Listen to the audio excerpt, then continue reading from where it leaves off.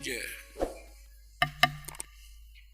सर्वसंग से प्रार्थना है। सत्संग प्रारंभ हो रहा है। कृपया सत्संग स्थल पर शांतिपूर्वक विराजमान होकर के श्रद्धा से सत्संग सुने। परमेश्वर की प्यारी आत्माओं से पुनर्निवेदन है, सत्संग प्रारंभ हो रहा है।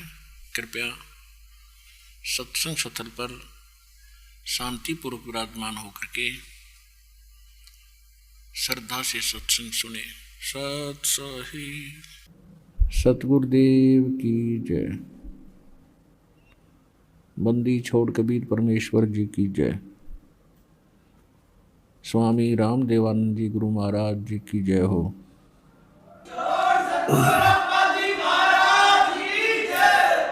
गरीब नमो नमो सतपुरुष को नमस्कार गुरु की नहीं। सुर नर मुनि जन साधुआं संतों सर्वस्ती नहीं। सतगुरु साहेब संत सब डंडो तुम प्रणाम। आगे पीछे मध हुए तिनको जा कुर्बान। नराकार निर्विषम काल जाल वैभंजनम निर्लेपम निज निर्गुणम अकल अनुबेशुंदनम। सोहम सुरति समापतम सकल समाना निर्दल। उज्ज्वल हिरंबर हरदमम बेपरवाह अथवा है वार पार निमज्जतम। गरीब जो सुमर सिद्ध होई गणनायक गलता ना करो अनुग्रह सोई पारस पद परवाना। आदि गणेश मनाऊं गणनायक देवन देवा। चरण कमल लौलाऊं आद्यंत करूं सेवा। परम शक्ति संगीतम रिद्धि सिद्धि दाता सोई। अवगत गुण अतीतम सतपुरुष निर्मोही।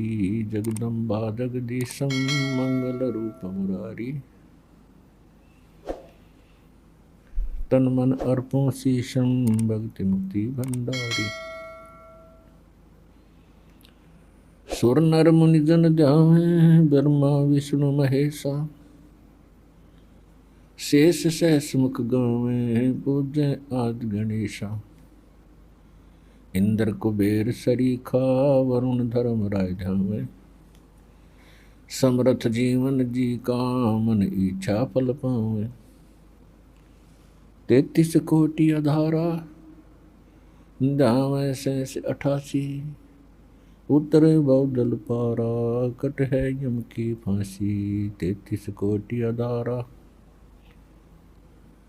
धावे शेष 88। उतरे बहुदल पारा कट है यम की फांसी। कर जोरूं विनती करूं धरूं चरण पर शीश। गुरु जी राम देवानंद जी महाराज ने दियो नाम बख्शीश। कोटि कोटि सिजदा करूं कोटि कोटि प्रणाम। चरण कमल में राखियो में बांधी जाम गुलाम। कुत्ता हूँ गुरुदेव का रामपाल दास का नाम। गले प्रेम की जेवड़ी जाखें चोवा जाऊं।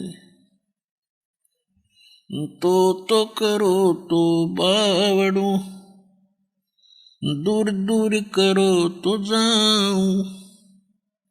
जो राखो तो ही रहूं जो देवो सो खाऊं। परम पिता परमात्मा पूर्ण ब्रह्म सर्व सृष्टि रचनहार कबीर परमेश्वर जी की असीम रजा से आप सभी पुण्यात्माएं परमात्मा की यथार्थ महिमा सुन रहे हैं। न जाने कितने युग बीत गए, हम परमात्मा की खोज करते करते हम थक चुके हैं और हमने ये यही अंतिम मान लिया, अपना काम करो, पेट भरो, बच्चों को पालो और फिर मृत्यु हो जाए, क्योंकि ये तो सभी की हो रही है। तो परमात्मा ने अब दया करी है आपको ये यथार्थ ज्ञान देने की, आप तक इस ज्ञान का पहुंचाना कोई खाला जी का घर नहीं, क्योंकि काल भगवान ने इतने रास्ते ब्लॉक कर रखे हैं आपके कि आप तक ये ज्ञान पहुंचना कबीर परमेश्वर की विशेष कृपा बिना नहीं हो सकता। आप क्या कथाएं सुना करते थे, अंत में कहाँ जाके सेट हो गए थे, पत्थर की मूर्ति के आगे घंटी बजा बजा के, एडी पीट पीट के, नाक रगड़ रगड़ के, मत्थे रगड़ के हम बेहाल हो जाया करते थे। तो परमात्मा कहते हैं ये पत्थर के देवता हैं, इनका कान ना आंख, भले आदमियों तुम्हारी के सुनाई करेंगे ये। और यदि ये आंख और कान वाले भी सामने आ जाए, ब्रह्मा विष्णु महेश गणेश, ये आप काल की कैद के अंदर बंद हैं, ये अपने भी संस्कारों को, अपने भी दुखों को ये टाल नहीं सकते, स्वयं भोगना ही इनको पड़ता है। तो हम उन की पूजा किया करते थे जो ना हमें हानि पहुंचा सकते हैं, ना हमें कोई लाभ दे सकते हैं। ये केवल आपका किया हुआ कर्म ही आपको प्रदान कर सकते हैं। परमात्मा ने एक विशेष रजा करी है आपको यो सच्चा ज्ञान सुनवाने की। नहीं तो काल भगवान ने जगह जगह ऐसे एजेंट छोड़ रखे हैं, ना जाने कितने संत हैं, कोई जाड़े लाने वाला है, कोई कुछ करने वाला है, कोई ज्योतिष विद्या बताने वाले हैं, कोई नकली संत हैं, कोई किसी देव के पुजारी हैं। तो यहां तक पहुंचने से पहले बीच में बहुत घने एजेंट आपको डिस्टर्ब करने वाले हैं, और जो यहां पहुंच गए, कबीर परमात्मा की रजा बिना आप यहां नहीं आ सकते। इसलिए 100 बार शुक्र मनाया करो उस परम पिता का कि हे भगवान आपने कैसे रजा करी हम दीनों के ऊपर। पुण्यात्माओं चाहे पूरी पृथ्वी का राजा हो और वो हमारे को कितना प्रभुता युक्त दिखाई देता हो, उस जीव का अंत अच्छा नहीं है जो भक्ति नहीं करते। और भक्ति करते हैं आन देवताओं की करते हैं, परमात्मा की भक्ति ना करके अन्य भक्ति साधना भी करते हैं, वो भी यूजलेस है। तो धीरे धीरे आपको ज्ञान होगा, परमात्मा की पहचान होगी, फिर आपको ऐसा होगा जैसे इंसान किसी बहुत भयंकर खतरे से बचने के बाद और फिर उसके सौंपन दिया करता है कि हे भगवान बाल बाल बच गया, ना तो ऐसे हो जाता, ऐसे हो जाता। तो वो स्थिति आपकी कुछ दिनों में होगी, क्योंकि आपको तो अभी पता ही नहीं है कि हम जो कर रहे हैं, हम और पहले जो कर रहे थे उसका फल क्या होना था। पहले सत्संगों में बहुत बार आपको बताया कि जो भक्ति नहीं करते और सतगुरु जिनको नहीं मिलते, वो 84 लाख योनियों में कभी कुत्ते बनते हैं, कभी गधे बनते हैं, कभी पशु पक्षी जलचर मछली बनते हैं, मक्खी मच्छर बनकर पता नहीं कहां भटकते रहते हैं। और अब आपको क्या बेनिफिट होगा, क्या लाभ होगा?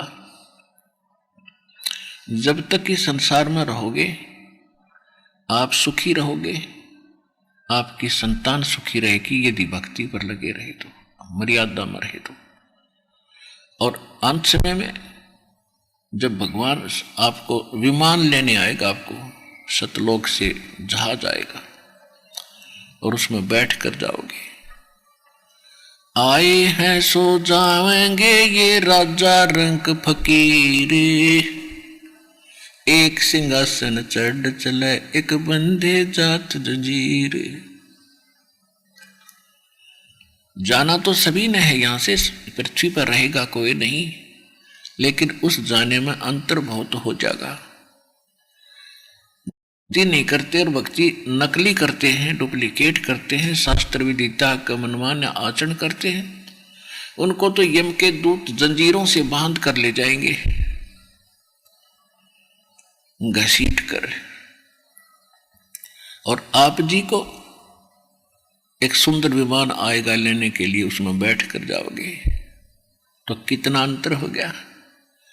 आपने बेशक जरा सी बात लागती हो या, लेकिन इस दास को पता है कि आपका अंत कितना अच्छा होगा, और जो भक्ति नहीं करते उनका कितना बुरा होगा। तो बार बार दास तो सभी को संदेश दे रहा है, प्रार्थना कर रहा है कि अपने इस मनुष्य जीवन के मूल कार्य को संभालो, नहीं तो बहुत घना पछताना होगा, बहुत पछताओगे और फिर कुछ हाथ नहीं लगेगा। तो इस ज्ञान को बताने के लिए परमात्मा स्वयं ही आते हैं। ये ज्ञान पृथ्वी पर नहीं रहता, काल अपने दूतों को भेज कर इसका नाश करा देता है। अब ये कुछ वर्षों चलेगा, लगभग 1000 वर्षों तक ये सत्य ज्ञान चलेगा। परमात्मा के बच्चे, वो पुण्यात्माएं जिनका जन्म होगा, मनुष्य का जन्म होना अति दुर्लभ, और इस समय में होना तो ये कति दुर्लभ। और जिन पुण्यात्माओं का इस समय में मनुष्य जीवन है तो सौभाग्यशाली हैं, वो बहुत अच्छी आत्माएं हैं। और उनसे भी अच्छी आत्माएं वो हैं जो शीघ्र यहाँ आ जाएंगी, सतलोक आश्रम बरवाला में भक्ति शुरू कर देंगे। और यदि यहाँ नहीं आए तो बेशक उनका मनुष्य जीवन भी है, तो उनका भविष्य बिल्कुल अंधकार में होगा। अब परमात्मा ने यह कह रखा है कि पूरा विश्व इस ज्ञान को स्वीकार करेगा और सतलोक में जाएगा यदि वो भक्ति करते रहे। तो परमात्मा यहां आकर हमें याद दिलाते हैं कि मनुष्य जीवन कितना कीमती है, और इसको सदुपयोग ना करके आप दुरुपयोग करते हो तो अनमोल जीवन का नाश कर रहे हो। क्या बताते हैं? मानुष जन्म पाय कर जो नहीं रटे हरि नाम, जैसे कुआ जल बिना फिर बनवाया क्या काम। वो पृथ्वीपति चकवे गए जिनके चक्र चलंत, रावण सरीखे कौन गिने ऐसे गए अनंत। सर्व सोने की लंका थी वो रावण से रणधीरम, एक पलक में राज बिराजी जम के पड़े जंजीरम। मन तो सुख के सागर बस रे भाई और न ऐसा यस रे। परमात्मा हमें याद दिलाते हैं कि मनुष्य जीवन प्राप्त करके यदि भक्ति नहीं करते हो तो उस प्राणी का वो मनुष्य शरीर ऐसा है जैसे कुआं बनवा रखा हो और बढ़िया उसकी कंस्ट्रक्शन कर रखी हो, लेकिन उसमें जल ना हो। उसका नाम भले ही कूप है पर गुण कूप के नहीं है। ठीक इसी प्रकार जो मनुष्य जीवन प्राप्त करके भक्ति नहीं करते वो प्राणी, उनका नाम मनुष्य अवश्य है पर गुण मनुष्य के नहीं है। वो तो पशु पक्षियों जैसे काम कर रहे हैं, जैसे वो कर रहे हैं, जैसे हम कर रहे थे। फिर क्या बताते हैं कि सर्व सोने की लंका थी। अब हम भक्ति ना करके कौन सा काम करते हैं कि अपनी मजदूरी करें या नौकरी करें, किसानी करें, या जैसा भी जिसका व्यवसाय है वो व्यवसाय करें। और क्या करें? उससे क्या करना चाहते हैं कि वो कोठी बनावें, फिर बढ़िया सी कार लेवांगे। परमात्मा कहते हैं सर्व सोने की लंका थी, तुम तो 100-200 ग्राम सोना किसी के पास गोल्ड है तो फूलिया नहीं समावे, नो सोचा पता नहीं के पा गया। परमात्मा कहते हैं राम नाम कड़वा लगे ये मीठे लागे दाम, दुविधा में दोनों गए भाई माया मिली ना राम। या माया तो अपने मिल रहे को नहीं, और राम आपको मिल सकता है। जो सबसे कठिन और सबसे दुर्लभ वस्तु मानी जाती थी, आज कलयुग में परमात्मा ने वह कति सुलभ कर दी। और अब भी नहीं कोई ग्रहण करेगा तो पत्थर है, फिर इंसान नहीं। वो कर्महीन कर्म ठोक प्राणी है जो इतने प्रमाण इतने ज्ञान सुन के भगवान की तरफ अग्रसर नहीं होता। अब कहते हैं संत शरण में आने से आई टले बला, जय मस्तिष्क में सूली हो वो काटे में टल जा। यदि वो कर्महीन इंसान अपने रिलेटिव के कहने से और रुक जाते, वह बला टल जाती। कहते संत शरण में आने से आई टले बला, और जय मस्तिष्क में सूली हो वो काटे में टल जा। परमेश्वर कबीर जी चारों युगों में आते हैं, क्योंकि ये आपके पिता हैं, ये आपके परम पिता हैं, ये आपके अपने हैं, और अपनों के लिए अपने दुखी होया करें। एक कवि का एक सिंपल सी कहानी वो भी सुनाया करते थे कि नो तो दुनिया मरे बतेरी पर अपने का दुख हो से। तो हम उस परमात्मा के हम अपने हैं, और अपने का दुख अपने को ही होता है। अब हमने इतनी भांग पी रखी है इस काल की, और अज्ञान इतना हमारे अंधेरा कर दिया, हमारी आंखों से हमें आत्मा की आंखें बंद कर दी, और ये चरम दृष्टि गणी खोल दी, चतुर्गणे बना दिए, इंजीनियर बना दिए, डॉक्टर बना दिए, अच्छे एजुकेटेड बना दिए, मंत्री प्रधानमंत्री जज बना दिए, और हमारी आंख फूल गई। अब हमने तो सैकड़ों आदमी सरजी कहने वाले मिल गए, सैकड़ों सलूट मार रहे हैं, हमने क्या जरूरत भगवान की। और ये आपके हैं पिछले जन्म की जो पुण्यात्माएं हैं, उनको ऐसी उच्च पोस्ट प्राप्त होती है, और उन्हीं को संत पद प्राप्त होता है। नकली संत पद भी वही प्राप्त करते, क्योंकि उनके संस्कार तो काल ने देने ही देने हैं, वो किसी प्रकार से बर्बाद करवा उनके। और वो परमात्मा आके हमारी आंखें खोलते हैं, कहते सोचल छिदर मैं करूं अपने धन के काज, और अरणक शपू जीव मार दूं मैं नरसिंह दर लूं साज। कहते अपने भगत के लिए मैं भी बहुत कुछ कर देता हूं। तो इसी उद्देश्य से जैसे परमात्मा के विधान में लिखा है कि वो परमात्मा सतलोक से चलकर आते हैं, अच्छी आत्माओं को मिलते हैं, उनको तत्व ज्ञान सुनाते हैं। इसी आधार से परमात्मा कहीं पर भी प्रकट हो जाते थे, और वहां 10-20 वर्ष रहकर वहां के अक्षेत्र की जो पुण्य आत्माएं होती थी, उनको आपदाओं से बचाते थे। उनमें परमात्मा की आस्था दृढ़ करने के लिए वहां कुछ दिन उस अक्षेत्र में रहा करते थे। कई स्थानों पर, लगभग 20-30 स्थानों पर ऐसे जगह जगह अपनी झोपड़ी और एक आश्रम का छोटा सा निर्माण कर रखा था। और वो उस प्रत्येक आश्रम में किसी में 10 दिन, किसी में 15 दिन, किसी में 1 महीना ऐसे रुका करते थे, फिर चले जाते थे। एक गांव के अंदर जहां परमात्मा का आश्रम था संत रूप में, यानी संत का आश्रम था, संत ही कहेंगे इस कथा के अंदर। तो जब वहां संत जी आते थे तो गांव के लोग जितने उपदेशी थे, 10-20 घर, तो प्रतिदिन एक घर से, एक उपदेशी के घर से आश्रम का खाना जाया करता था। संत जी का और उनके साथ जो भक्त 10, 5, 4 होते थे उनका। उन्होंने ऐसा अपना एक टर्न बांध रखी थी, एक पारी बना रखी थी।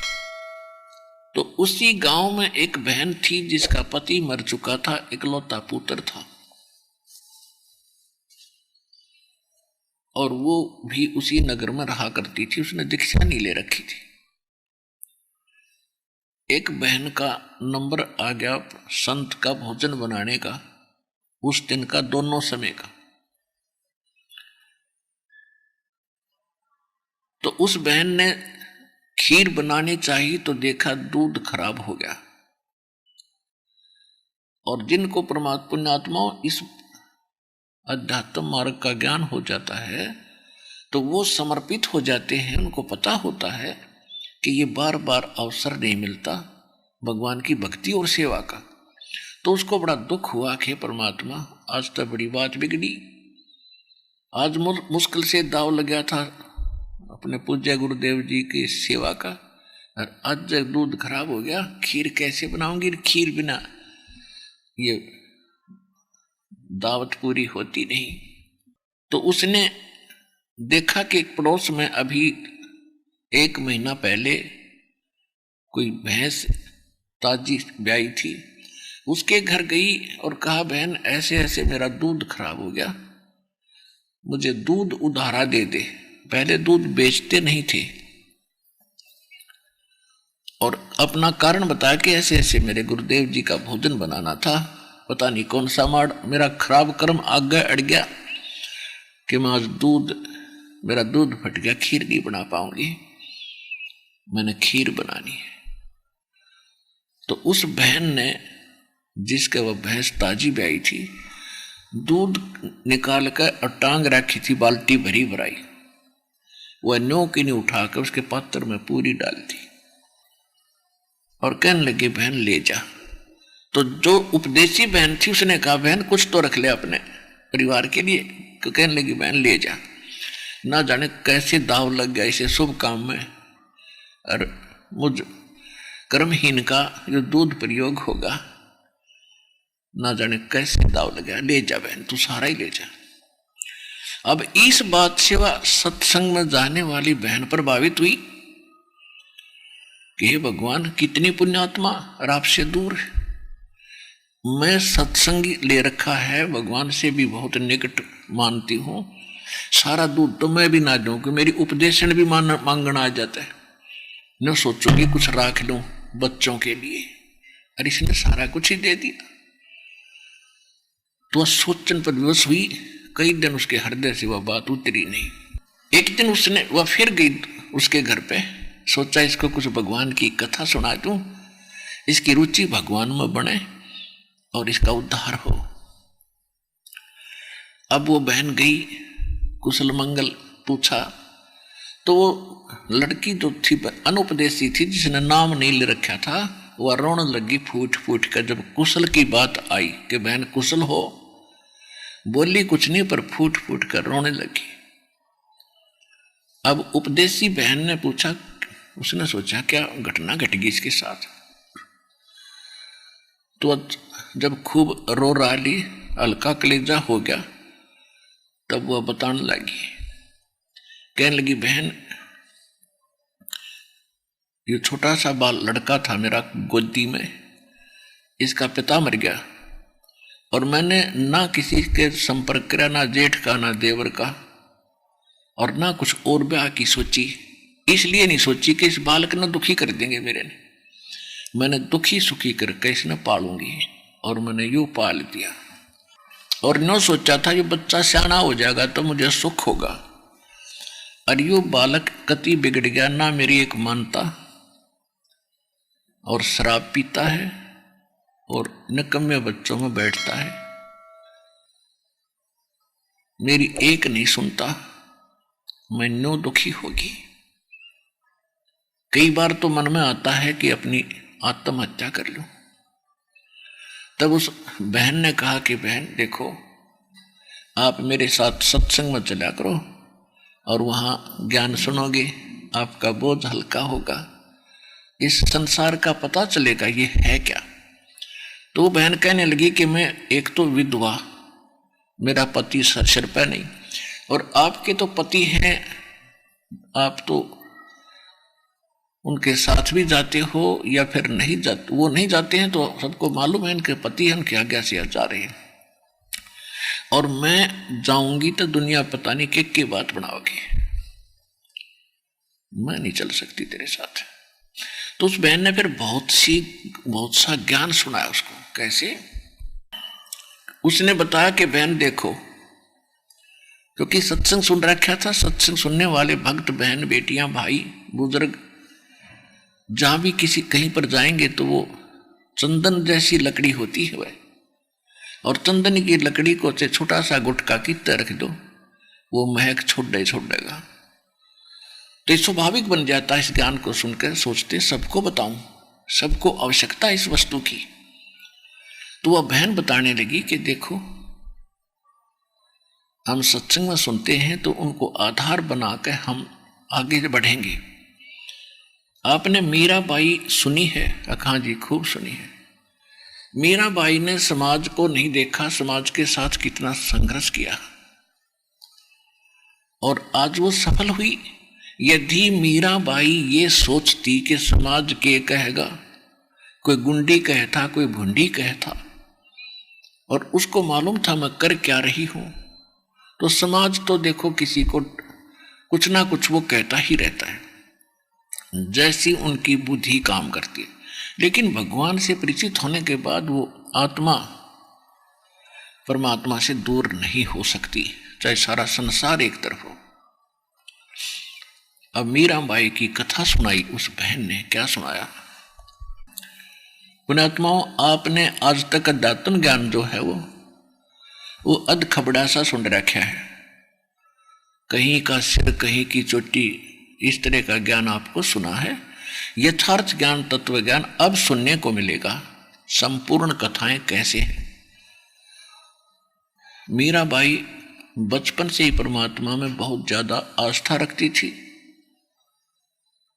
और ठाकुर समाज में उनका जन्म था। ठाकुर लोग अपनी बहन बेटियों को, बहुओं को पर्दे में रखते थे, घर से बाहर नहीं जाने देते थे, अपनी इज्जत समझते थे और स्वयं सारा काम करते थे। गोबर आप डाल काते, पशुओं का बाहर, पानी खुद भरा करते, पर अपनी बहन बेटी बहुओं को वो घर से बाहर नहीं जाने देते थे। वो अपनी इतनी इंसल्ट समझते थे, और अगर कोई गलती कर देती थी लड़की, किसी कारण से बाहर चली जाती, तो उसको खत्म कर देते थे।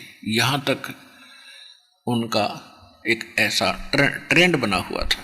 तो उस समाज में मीराबाई का जन्म हुआ, और काल ऐसा ही करता है, जो पिछला संस्कारी हंस होता उसको ऐसे किले में फिट कर देगा कि वो भक्ति या तो करे नहीं, और करेगा तो उसको उपलब्ध नहीं होने देंगे।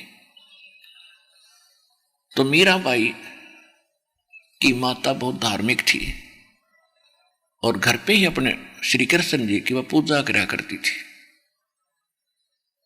और मीराबाई ने बचपन से ही, जैसा भी सुनते हैं, तो उसी में आस्था बन गई, श्री कृष्ण जी को अपना मालिक मान लिया।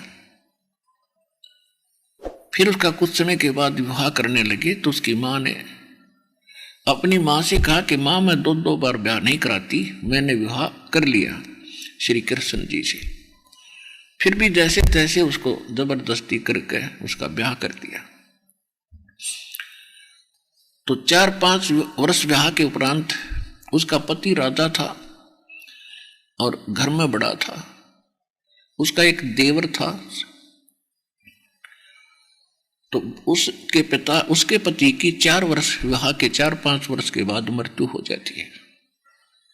जब वो उसका पति था, राजा था, और मीराबाई ने अपने पति से कह दिया था कि मैं भक्ति करूंगी, भक्ति से ना रोकना मुझे। वो अच्छी आत्मा, नर्म आत्मा का था। उसने कहा मैं बिल्कुल नहीं रोकूंगा। तो उसने, मीराबाई ने कहा कि मैं मंदिर में जाया करूंगी।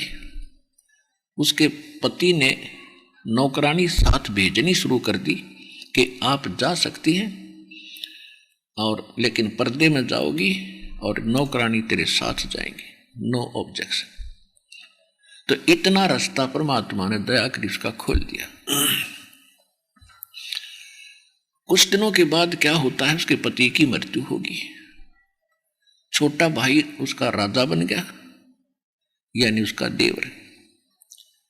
अब पहले तो उसने कोशिश की कि तू मंदिर में मत जा। पहले तो भाई था सिर पे, तेरा पति था, दुनिया की जुबान बंद थी। अब जाएगी तो तुझे पता नहीं लोग क्या क्या कहेंगे। वो नहीं मानी। उसने भी संतोष किया कि चलो ये पहले भी जा ही रही थी और औरतें साथ जाती हैं। जो जन मेरी शरण है ताका हूं मैं दास, और गेल गेल लाग्या फिरूं जब तक धरती आकाश। पुण्यात्मा, इस दास को परमात्मा के विधान का बहुत सारा ज्ञान हो गया। कंप्लीट तो नहीं कह सकते क्योंकि कंप्लीट तो भगवान ही जानते हैं, फिर भी इस दास को इतना ज्ञान अवश्य दे दिया है कि आपका काम खूब चला दूंगा और सही रास्ता बता दूंगा। अब जो भक्ति का समय अब है, ये कंप्लीट कोर्स यानी पूर्ण संपूर्ण साधना आपको प्राप्त होगी, हो चुकी है और हो रही है। योग्य होते जाओगे सभी साधनाएं आपको प्राप्त होती चली जाएगी। और जिन्होंने मर्यादा निभाई अंतिम सांस तक, तो वो सीधे सतलोक जाएंगे आपके, और फिर कभी मृत्यु नहीं होगी। आपके बच्चे भी फिर आपके साथ साथ वही आकर ये परिवार ज्यों का त्यों वहां रूप धारण कर लेगा। वहां वृद्ध अवस्था नहीं और मृत्यु नहीं और कोई काम नहीं, कोई अभाव नहीं किसी वस्तु का। ये हजारों वर्षों तक चलेगा। उसके बाद फिर इसमें बहुत त्रुटियां आएंगी।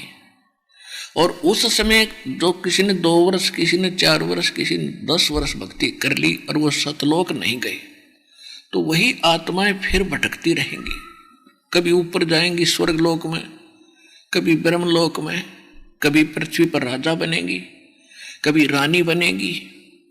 और अपने पुनों को जो इस सत भक्ति से इकट्ठी हुई थी आपकी पूंजी, उसने हजारों युगों तक न्यू नाश करेगी। उन्हीं आत्माओं में से ये मीराबाई थी जो पिछले उस प्राइम टाइम में बिचलगी। और परमात्मा कहते हैं जो एक बार मेरी शरण में आ गया उसने पार करके छोड़ दूंगा, समय कितना लग जाएगा। तो एक दिन मीराबाई जिस मंदिर में जाती थी उसके रास्ते में किसी एक भगत, गरीब सा भगत था, झोंपड़ी थी, आगे काफी वृक्ष बगीचा सा था, वैसे गांव सादला। उस बगीचे से में परमात्मा कबीर जी और रविदास जी ये दोनों वहां सत्संग कर रहे। और मीराबाई देखो, भगत में एक गुण न्यारा होता है कि साधु संत या परमात्मा की चर्चा कहीं हो रही हो, वो दिखाई दे जा तो सब तो आकर्षित होती है। मीराबाई मंदिर से होकर के वापस आ रही थी, तब तक सत्संग शुरू हो चुका था। तो उसने सोचा 2 मिनट, घंटा, आध घंटा महापुरुषों की वाणी सुनती हूं, परमात्मा की चर्चा चल रही है। वो वहां जाकर बैठ गई। और परमेश्वर कबीर जी को तो मालूम था, कहते गोता मारूं स्वर्ग में जा बैठूं पाताल, गरीब दास ढूंढता फिरूं अपने हीरे मोती लाल। तो परमात्मा उस हीरे को खोज रहा था, उसको ग्रहण करना था मीराबाई को। मीराबाई वहां पहुंची, वो कृष्ण की, श्री राम की यानी श्री विष्णु जी की पुजारिन थी। परमात्मा बता रहे थे कि तीनों देवता ब्रह्मा विष्णु महेश नासवान हैं, इनकी जन्म मृत्यु होती है। 3 देव की जो करते भक्ति, उनकी कदे ना होवे मुक्ति। अपने आत्माओं पहली बार हमने भी ये बात सुनी थी तो चक्कर काट गया दिमाग कि कहते यू महात्मा पागल है, इसने अकल नहीं कती भी। बिना सिर पैर की बात कह रहा है कि विष्णु राम और ये नासवान है, इनकी भक्ति ठीक नहीं। तो मीराबाई का उथल पुथल होगी, लेकिन श्रद्धालु बगावत नहीं करते, दुख कितना ही हो, वो सुनती रही। सत्संग के बाद करबद्ध होकर कहा कि महाराज जी, आपने जो यह बात कही मुझे बड़ा दुख हुआ। मैं श्री कृष्ण जी की पुजारण हूं, विष्णु जी की पुजारण। आज तक हमने नहीं सुना भी इनसे ऊपर कोई शक्ति है और इनकी भक्ति ठीक नहीं। परमात्मा ने कहा कि बेटी, मुझे शौक नहीं झूठ बोलने का, मैंने आपसे कुछ लेना नहीं, मैं तो एक सत्संग कर रहा हूं, सच्चाई बता रहा हूं। आपको अच्छा लगता है तो ग्रहण करो, नहीं तो आपके ऊपर कोई प्रेशर नहीं, दबाव नहीं। तो वो कहने लगी, जी मैं इस बात को जानना चाहती हूं कि सचमुच ये ब्रह्मा विष्णु, क्या भगवान विष्णु से भी ऊपर कोई शक्ति है? श्री कृष्ण जी तो मेरे साथ कई बार तो प्रत्यक्ष आकर बातें करते हैं। तो श्री कृष्ण भगवान ने कहा, परमेश्वर कबीर जी ने कहा कि बेटी, ये देवताओं के अंदर एक क्वालिटी होती है कि झूठ नहीं बोलते। तो अगर अब कह तेरा दाव लगे श्री कृष्ण जी तेरे तो बात करे, या अवश्य प्रश्न पूछना कि क्या आपसे भी ऊपर कोई शक्ति है? अब उसके तरफ लगी कति कसुती और लगी फिर हृदय से पुकार करने श्री कृष्ण जी की। श्री कृष्ण जी प्रकट हुए और मीराबाई ने कहा कि महाराज, मैंने आज संतों से कुछ ऐसी अटपटी सी बात सुनी जो मेरे गले उतर नहीं रही, आप निर्णय करो। उन्होंने कहा कि आपसे ऊपर भी कोई परम शक्ति है। श्री कृष्ण जी ने कहा कि मीरा, वो शक्ति परम है लेकिन वो प्राप्त नहीं होती। हमने खूब समाधि लाला देख ली, वो मिल नहीं सकती। तो मीराबाई को इतना तो क्लियर हो गया कि इनसे ऊपर है कोई शक्ति। और महात्मा न्यू कह रहे थे, हम ऐसा मंत्र देंगे आपको 100% गारंटी देते हैं भगवान मिलेगा। तो जब बस साहिब कर दी श्री कृष्ण जी थे मीराबाई ने, सूक्ष्म वेद में कहा कि एक के चोट सिधारिया जिन मिलन दाचा, एक का चोट बतेरी जिन्हें भगवान चाहिए। अटपट की क्या जरूरत थी जब खुद स्वीकार कर लिया स्वयं। मीराबाई रात काटनी मुश्किल होगी उसने, और सुबह मंदिर तो गई भूल सीधी बगीचे में गई। और 1 हफ्ते का सत्संग मालिक ने जान कर रख रखा था। तो जाती चरणों में गिर गई कबीर भगवान के, कहने लगी महाराज मेरा कल्याण कर दो। मतलब घड़ी भूल में सोऊं थी। परमात्मा ने सभी श्रोताओं के सामने पूछा, बेटी सच्ची बात बता क्या बात हुई? तब उसने बताया कि मैंने रात शाम ने जाकर श्री कृष्ण जी से अर्ज करी, मेरे सामने आए, उनसे मैंने ये प्रश्न किया कि आपसे ऊपर कोई शक्ति है? तो उन्होंने यही कहा कि वो शक्ति मिलती नहीं, हमने भी कोशिश कर ली। तो महाराज आपकी सारी बात सच्ची, और वो कहते उनको मिली नहीं और आपको हम उनको मिला देंगे। तो परमात्मा ने कहा कि बेटा, संत होगा वो झूठ नहीं बोला करे, और बकवादी अपने अटपट कर के लिए स्वार्थ सिद्धि के लिए कितनी झूठ बोल सकता है।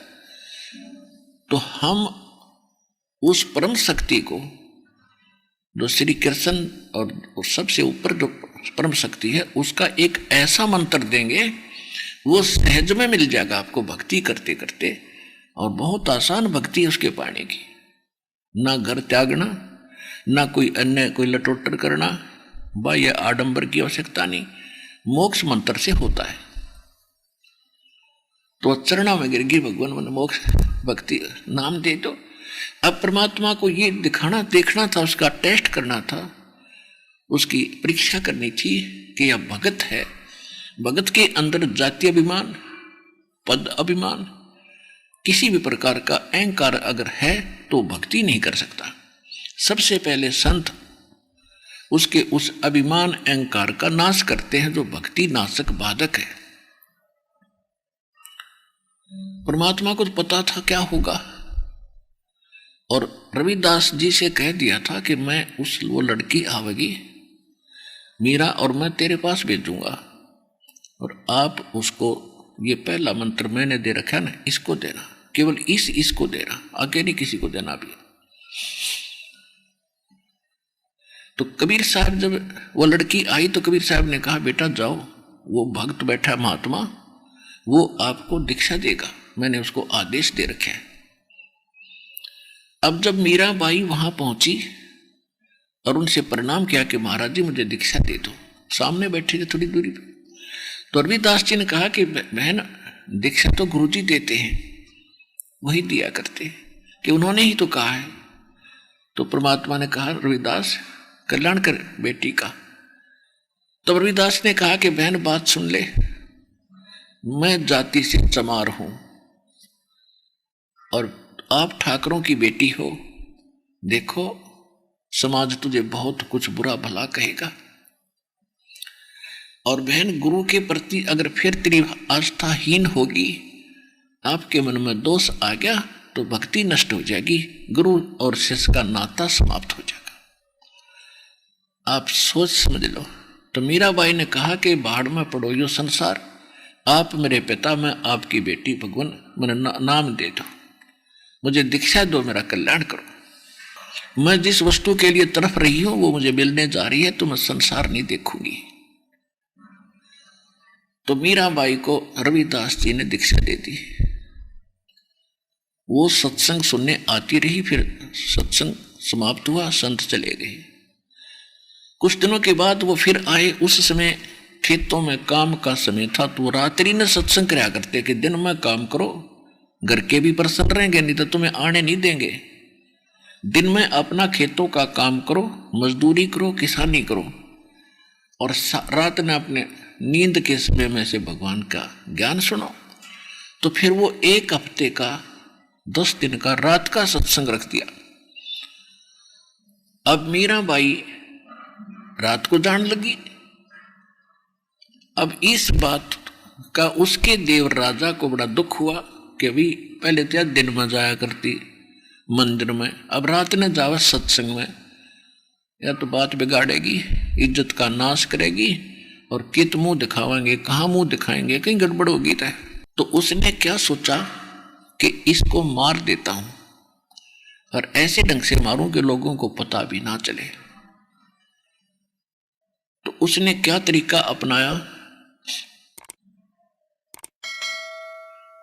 उसने अपने लड़के का जन्मदिन मनाना चाहा और उसमें सभी रिश्तेदारों को इकट्ठा किया। उधर से एक सपेरे से कहा कि कैसा सर्प ला दे कि डंक मारते मृत्यु हो जाए। राजा का आदेश, उस सपेरे ने ऐसा ही ला के दे दिया, ऐसा सर्प ला दिया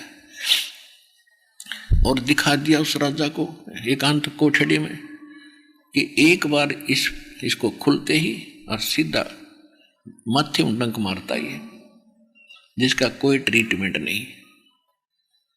राजा ने उसको मुंह मांगे पैसे दे दिए और उसको एक आभूषणों के डिब्बे में बंद करके, गहनों के डिब्बे में बांदी को दे दिया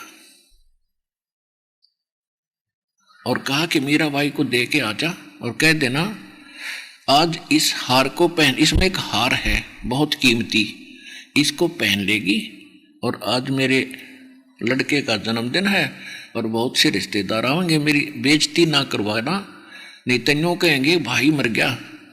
उसकी उसकी वधू को, उसकी पत्नी को ये ढंग से नहीं उड़ाता पराता, ये अवश्य पहनना पड़ेगा आज तूने। नहीं तो मीराबाई कोई हार श्रृंगार के आसपास भी नहीं रहती थी, सिंपल वेशभूषा में अपना टाइम पास कर रही थी। तो मीराबाई ने सोचा वह रख के, मीराबाई वह रख के चलेगी रानी बांदी। तो उसने सोची कि मेरे लिए तो मिट्टी है, हार है तो मिट्टी है, ना पहनूंगी तो 36 बात बना होगा, इसने डाल लेती हूँ थोड़ी देर गले में। ना धोखा अपना उसने कपड़े पहन के वो खोला डिब्बा, उस सर्प का हार बन गया, उस विषैले सर्प का एक बहुत कीमती हार बन गया, गले का आभूषण बन गया, और उसने वो डाल लिया।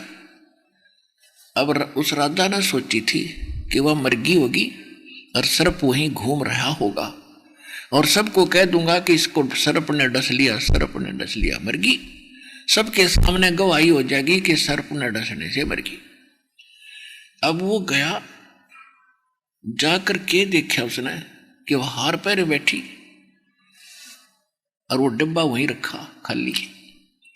तो वो क्या कहता है कि ए नीच आत्मा, इतना कीमती हार तू कहाँ से लाई? मुझे पता था तू रात को कैसे जाती है, किस लिए जाती है, तो इन्हीं कर्मों के लिए जाती थी। तेरी गर्दन काटूंगा, अब सब रिश्तेदारों को बुलाता हूं, तू कहां से लाई? तो उसने कहा जी आपने भेजा था, आप मुझे जीने देते ना मरने देते हो। आपने अभी इस नौकरानी के हाथ भेजा था कि पहन ले, मैंने यो पहन लिया। वह नौकरानी बुलाई कि यही डिब्बा था? कहा यही था जी, मैं यही रख के गई थी। वह बोली और कोई डिब्बा नहीं मेरे पास, देख लो मैं कभी पहनती नहीं हार। तो उसका तो कलेजा पकड़ा गया उस राजा का कि बड़ी अनहोनी हुई भैया, या तो नाम रहे इज्जत का गाहक, इज्जत की गाहक बनेगी। वो तो हो गया उनका समागम जो होना था।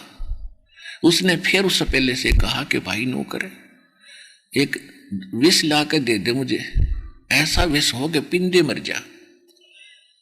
उसने ऐसा विष ला के दे दिया और उसका खूब टेस्ट करा दिया, एक छोटे से जानवर पर डालते ही मर गया।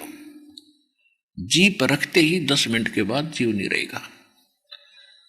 तो उसने सोचा या ऊंता मरती ना, और आज इसको मैं जबरदस्ती विष पिलाऊंगा और कह देंगे या आप पे पी कर मरेगी। वो विष ले गया हाथ में, एक हाथ में तलवार है, और कहने लगा मीरा या तो इस विष ने पी ले ना तेरी गर्दन काटूंगा। मीराबाई ने सोची गर्दन में तो दर्द होगा, विष ने पी लो, मारत युग आई। तो उसने वो विष उसके सामने पी लिया।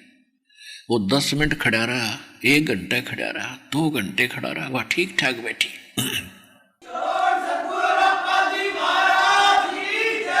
सूक्ष्म वेद में कहा है मन तू पावेगा अपना किया रे, भोगेगा अपना किया रे। भाई मीराबाई को मारन लागे जहर का प्याला प्यारे, मीराबाई को मारन लागे जहर का प्याला प्यारे। पीवत ही अमृत हो लाग्या, हो गया सर्द ही यार, मन तू पावेगा अपना किया रे, भोगेगा अपना किया रे। कहा तो उस विष ने उथल पुथल मचा देनी थी हृदय में। गरीबदास जी कहते हैं कि पीवत ही अमृत बन गया और हो गया ठंडा ही यारे, हो गया सर्द ही यारे, हृदय कलेजा ठंडा हो गया उसका उस विष से। तो भक्ति में जो इतनी ताकत ना हो तो कौन बुझे भगवान ने और कौन खोद दे उसको। अब उसने सोचा भाई ना तो या मारे तो मरती, और अब इसका क्या इलाज करूं। तो उसने मीराबाई की मां बुला ली और उससे कहा कि माता इसने समझा दो, इसने तुम्हारी इज्जत का नाश कर दिया और दुनिया पता नहीं के मुंह बनावे है, जगह जगह बातें चलती हैं, तो यह हमसे मेरी बर्दाश्त से बाहर की बात है, तू समझा। तो मीराबाई की मां उसको समझाने लगी बेटी तो इस सत्संग में ना जाया करे। और देखो सारा संसार पता नहीं के बात बना रहा है, कोई 19 कहता है, कोई बुरा कहता है, कोई अच्छा कहता है। और दूसरी बात हम ठाकर औरतें ने जिसको गुरु बना रखा वो चमार है। तब तक रविदास जी ही को वह गुरु मानती थी, फिर परमात्मा बाद में मिले थे कबीर साहब। मीराबाई जब घर छोड़ कर चली गई थी, ये लंबी कथा है क्योंकि एक सत्संग में ये पूरा प्रकरण नहीं हो पाता। आज विषय दूसरा है इसलिए थोड़ा सा हिंट अवश्य दूंगा। तो उसकी मां ने कहा बेटी हमारी इज्जत का यो भी बट्टा लग गया है, हानि है कि तू आपने एक चमार से और ठाकुर होकर उसकी शिष्या बन गई बेटी, इसमें भी हमारी इज्जत का हानि है। तो मीराबाई कहती है कि माता अब ये शिक्षा मेरे लागे को नहीं, मैं समझ चुकी हूं भगवान को, मैं जान चुकी हूं मालिक को, और इस संसार से भी परिचित हो चुकी हूं, और अपने जीवन के उद्देश्य से मैं परिचित हो चुकी हूं। अब मैं ना मानूं, उसकी माँ कहती है, सत्संग में जाना मीरा छोड़ दे, सत्संग में जाना मीरा छोड़ दे, हाय मारी लोग करें तकरार, सत्संग में जाना मीरा छोड़ दे, सत्संग में जाना मेरा ना छूटरी, सत्संग में जाना मेरा ना छूटरी, हारी चाहे जड़े कमरो संसार, सत्संग में जाना मेरा ना छूटरी, थारे सत्संग के राय में ही, थारे सत्संग के राह में ही, आए वहाँ पर रहते हैं काले नाग, कोई कोई नाग तन डस ले वही, आए वहाँ पर रहते हैं काले नाग, कोई कोई नाग तन डस ले वही, जब गुरु मारे मेरे करेरी, जब गुरु मारे मेरे करेरी, हारी व तो सरप गंडे वे बने जा, सत्संग में जाना मेरा ना छोटेरी, हारी व तो सरप गंडे वे बने जावे, सत्संग में जाना मेरा ना छुटेरी, थारे सत्संग के राह में ही, थारे सत्संग के राह में आए वहाँ पर रहते हैं बब्बर शेर, कोई कोई शेर तन खा ले वही, आए वहाँ पर रहते हैं बब्बर शेर, कोई कोई शेर तन खा ले वही, जब गुरु मारे मेरे करेरी, जब गुरु मारे मेरे करेरी, हारी व तो शेरों के गिदड़ बने जाव, सत्संग में जाना मेरा ना छुटेरी, हारी व तो शेरों के गिदड़ बने जाव, सत्संग में जाना मेरा ना छुटेरी, थारे सत्संग के बीच में ही आए वहाँ पर रहते हैं साधु संत, कोई कोई संत तन ले रमे, आए वहाँ पर रहते हैं साधु संत, कोई कोई संत तन ले रमे, तेरे री मन में माता पाप है री, तेरे री मन में माता पाप है री, और संत मेरे माँ बाप है री, संत मेरे माँ बाप है री, आरी वे तो कर देंगे बेड़ा पार, सत्संग में जाना मेरा ना छूटे री, आरी वे तो कर देंगे बेड़ा पार, सत्संग में जाना मेरा ना छूटेरी। अब उसकी माँ फिर अंतिम पेच लगावे है,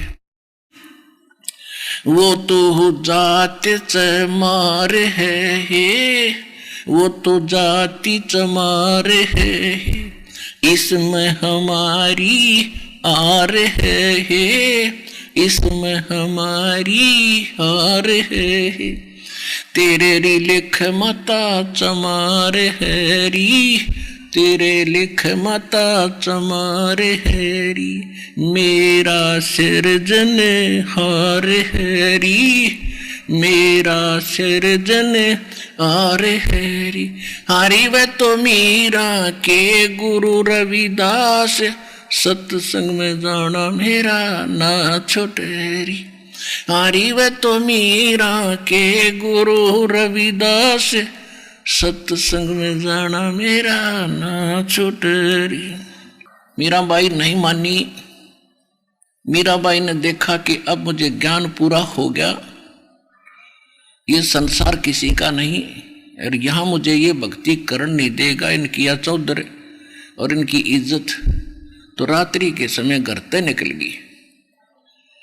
अब मीराबाई पहुंच गई, जा रही थी रास्ते में एक संत एक गुफा में रहता था और उसका बहुत बोलबाला था, क्योंकि भोली जनता तो आडंबर को ज्यादा महत्व देती है। उसके विषय में क्या सुना जाता था कि सारे दिन में एक बार गुफा से आता है 1 घंटा 2 घंटे, और केवल पुरुष को मिलता है, स्त्रियों से के दर्शन नहीं करता, ना दर्शन देता।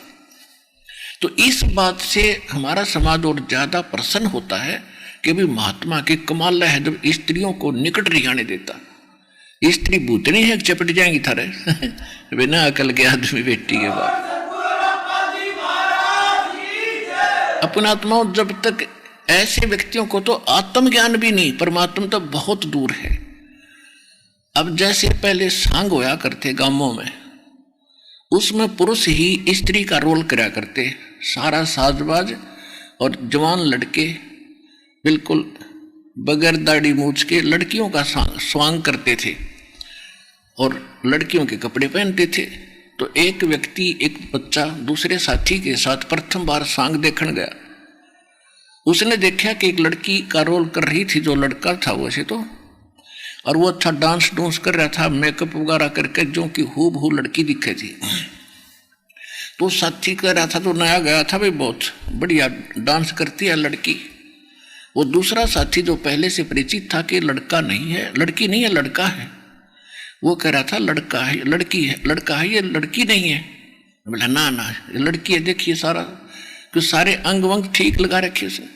फिर वो श्याम ने जब वो सांग सूंग करके अपने ने जहाँ रुके थे वहां गए, उस लड़के ने उतार कर सारा सौदा एक लो टांग दिया खुट्टी पे। जब दिखे सच लड़का था तो भाई।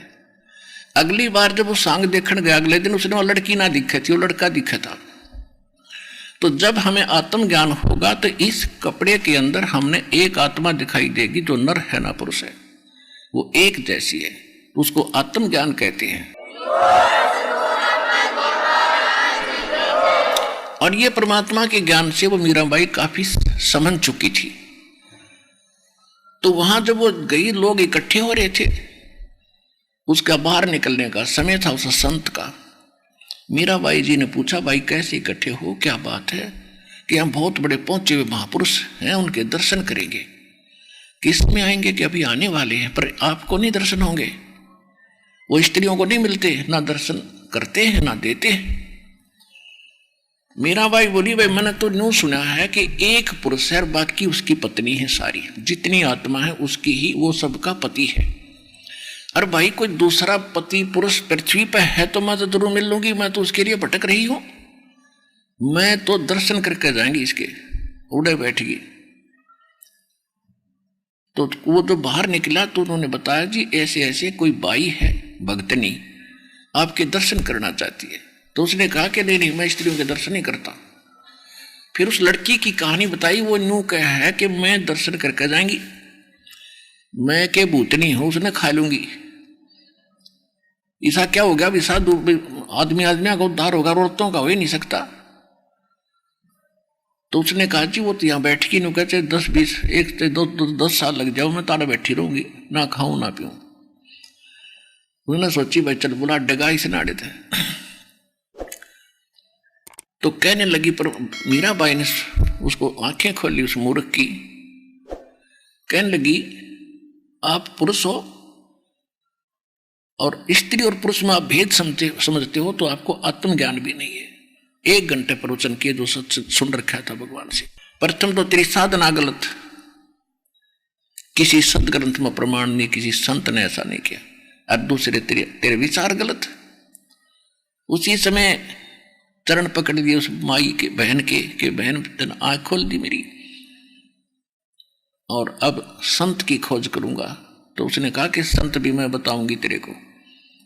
अब वो तो रविदास न जाने थी। अब जब रविदास के पास वो गया, कहने लगा ना मैं तो उस बाई बाई के लिए गुरु बताया था, असली गुरु तो वो है परमात्मा।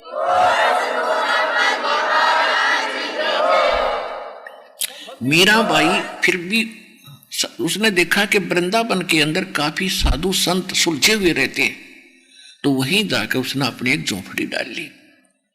फिर परमात्मा वहां पहुंचे, कबीर साहब उनको यथार्थ ज्ञान बताया, बेटी तेरे को वहां से करेड़ना था, निकालना था, और अब दूंगा तुझे सतभक्ति। जब परमात्मा ने उसको यथार्थ ज्ञान और सही भक्ति बताई, आगे के जो मंत्र थे कंप्लीट कोर्स दिया, तब मीराबाई का उद्धार हुआ। ये है रियल स्टोरी।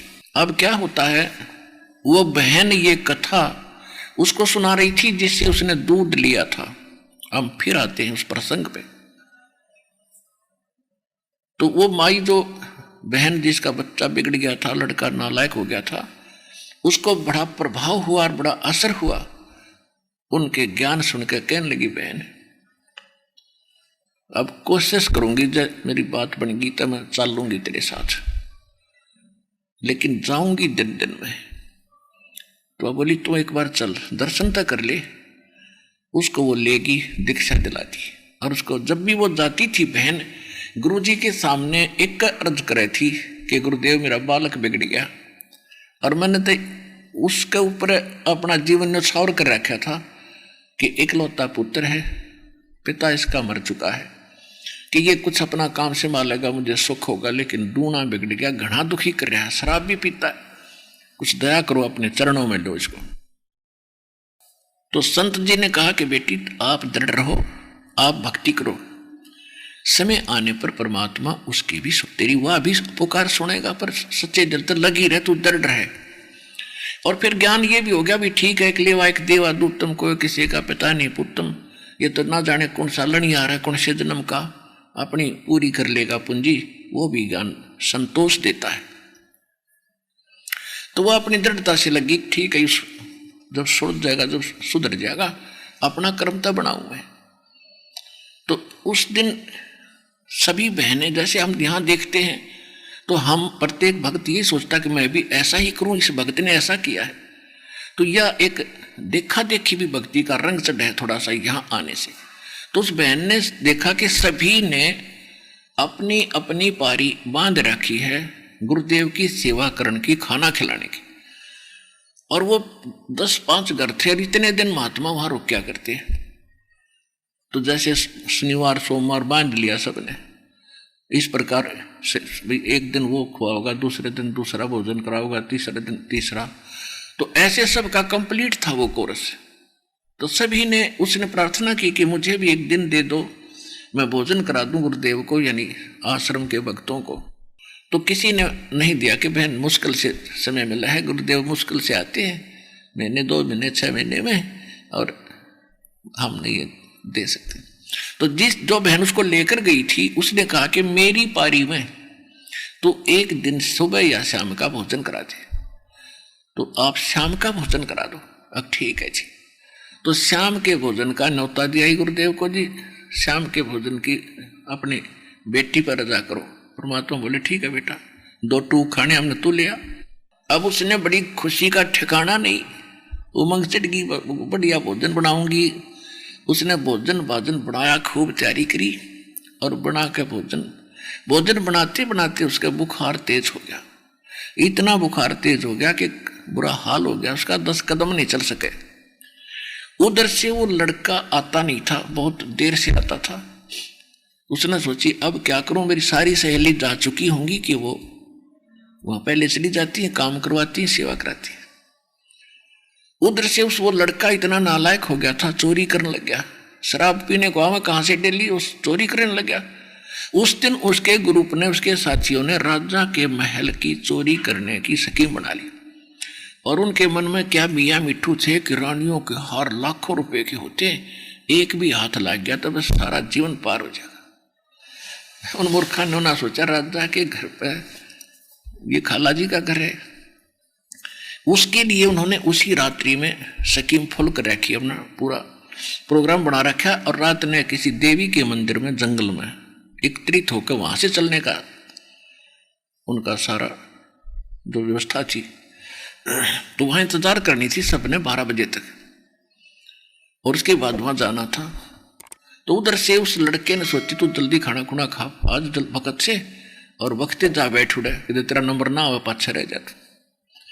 वो घर पे आया, उसकी माँ को पता था कि आज्ञा पालन नहीं करता, तो उससे कहा कि बेटा आज ऐसे ऐसे मैंने गुरुदेव के से भोजन की आपने प्रार्थना की थी बेटा, और मेरा हो गया बुखार घना तेज हो गया, एक या मेरे पर दया कर दे तो ये भोजन पहुंचा के आश्रम में, और आज ये भोजन नहीं पहुंचा तो फिर मुझे कोई भी वो नहीं देगा, आगे सेवा नहीं मिलेगी। उसको कहने लगा कि माता तू वहां मत जाया करे, लोग पता नहीं क्या क्या कहते हैं मेरे को, और भाड़ में जात रहियो बाबा जी मैं जाता। न्यो कहते हुआ फूट फूट रोन लगी। अब लड़के ने सोचा कि मैं तो थोड़ा ही समय हुआ है, 1 घंटे में रोटी खवायाऊंगा, माँ घनी दुखी होगी। तो उसने कहा कि ला माँ दे दे। वो उठा कर रोटी भोजन और आश्रम में पहुंच गया।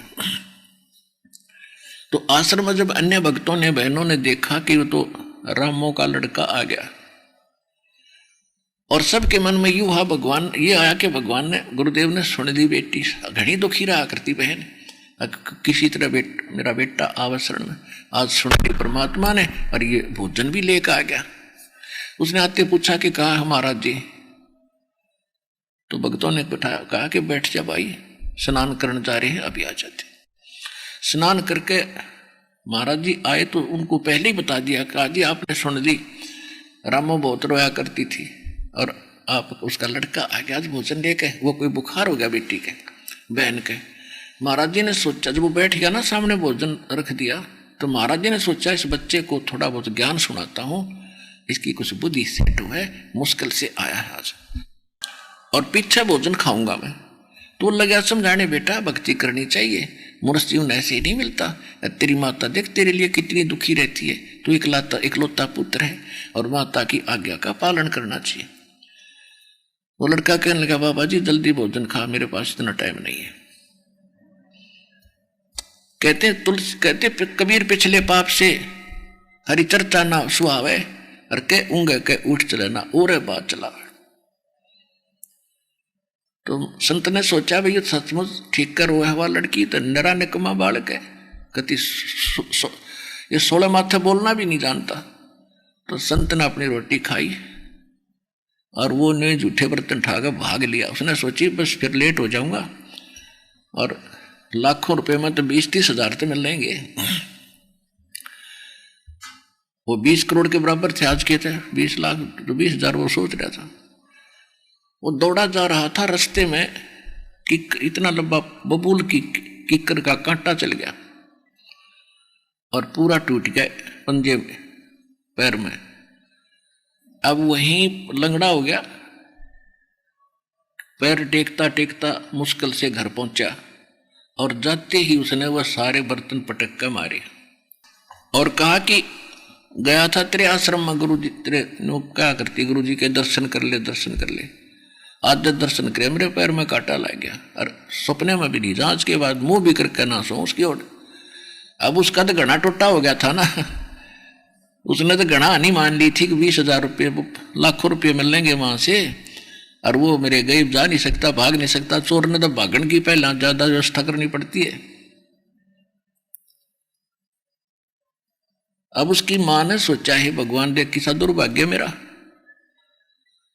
आज यो गया था वहां पर, आज इसका कांटा लगना था, अरे सा निकम्मा है, ना मुझे जाने दे और ना आप जावे, हे परमात्मा किसी फूटे भाग मेरे।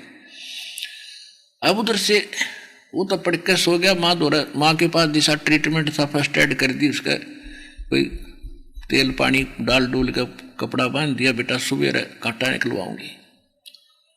अब सुबह उठते वो कांटा निकलवा दिया।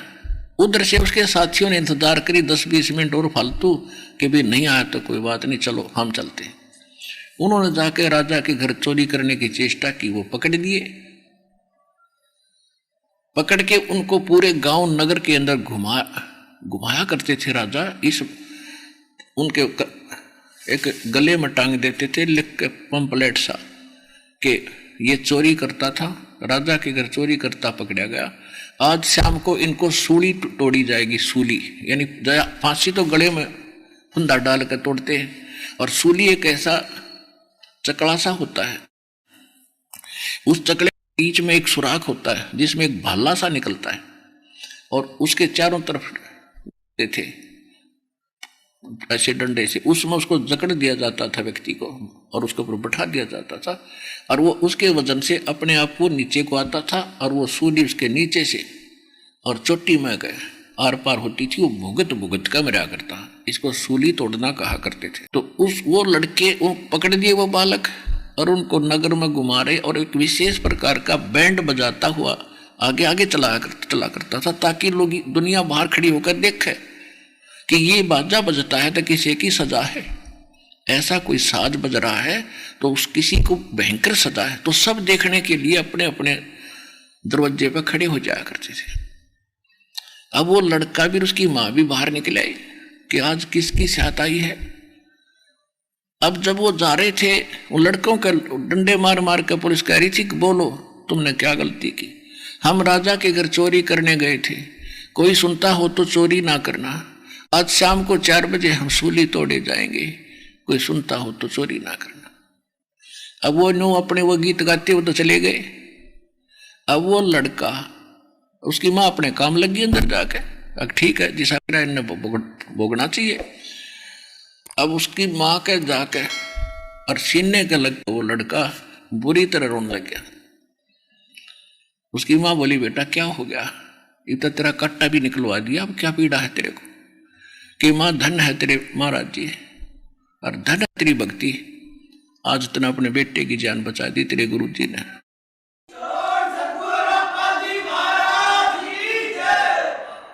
माँ आज तेरा बेटा नहीं था, और फिर उसको याद आ रही है कि माँ मैं मर जाता तो कैसे जीतती आप।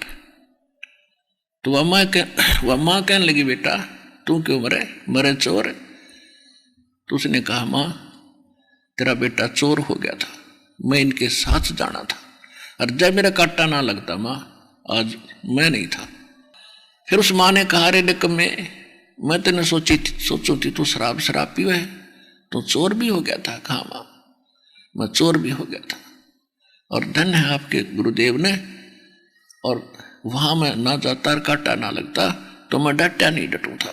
आज मेरी साथ थी, मेरी मौत थी माँ। शेष जीवन तेरे गुरु जी का दिया हुआ तेरे बेटे का, और मुझे भी ले चल, मैं उनके चरणों में प्रणाम करूंगा, अक्षमा याचना करूंगा, और जीवन भक्ति करूंगा, मातृ सेवा करा करूंगा। सतगुरु की शरण में, सतगुरु शरण में आने से भाई आई टले बुला, जय मस्तिष्क में सूली हो वो काटे में टल जावे। तो पुण्यात्मा सत्संग में आने से हमें बहुत लाभ होता है, जीवन के उद्देश्य का पता लगता है। हमारे को किस लिए मानव शरीर मिला था, और हम कर क्या रहे हैं, हमने करना क्या चाहिए था। तो इस प्रकार सत्संग के अंदर आने से हमें बहुत लाभ होता है। और सत्संग में जो कथाएं होती हैं ये भले ही आपको ऐसे बनावटी सी दिखे, पर ये 100% सत्य होती है। घर का एक भी सदस्य सच्चे दिल से इस मार्ग पर लग जाएगा, पूरे परिवार ने आना पड़ेगा एक दिन, ये सत्य मान ली। क्योंकि वो सभी आत्माएं भगवान की हैं, और परमात्मा ने सभी को रास्ता दिखाना है। कोई घने कर्महीन होंगे वो रहेंगे, नहीं तो मोक्ष अवश्य होगा इस भक्ति पर लगने से। तो कारण क्या बनाता है वो परमात्मा, उसका अपना ऑपरेशन है, वो किस तरीके से आपको शरण में लेता है, किस तरीके से नहीं। तो यहाँ संसार के अंदर आप क्या देखते हो, ये क्या वस्तु है, कैसा जीवन है, इसके लिए परमात्मा ने कहा है भाई उदय अस्त बीच चक्कर चले थे, ऐसी जन ठकुराई, चुन कर ईश्वर कल्प करी तब खोज न पाया राई। मन तू सुख के सागर बसरे, भाई और न ऐसा यश रे। अब यहां कितनी प्रभुता हो जाए व्यक्ति की, और चाहे कितने ही सारी पृथ्वी का राजा भी क्यों ना बन जावे, और फिर वो राजा बनेगा अपने पूर्व जन्म के पुण्य कर्मों से, और पूर्व जन्म के पुण्य समाप्त होने के बाद वो किसी न किसी कारण से उसकी मृत्यु होगी। मृत्यु के बाद फिर वो 84 लाख योनियों में भुगत रहा होगा।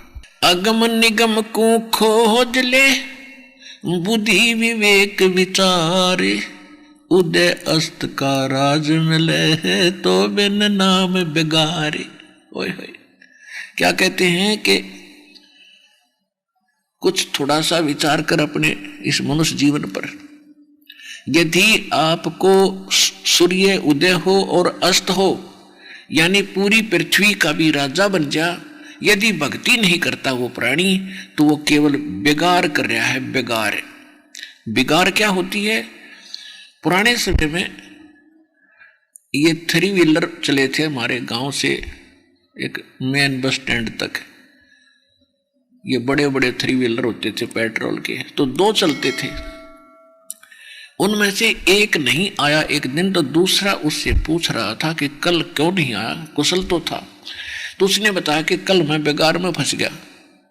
बेगार क्या होती थी कि पुलिस वाले पकड़ ले जाते थे, इनके पास पहले व्हीकल नहीं होते थे थानों में।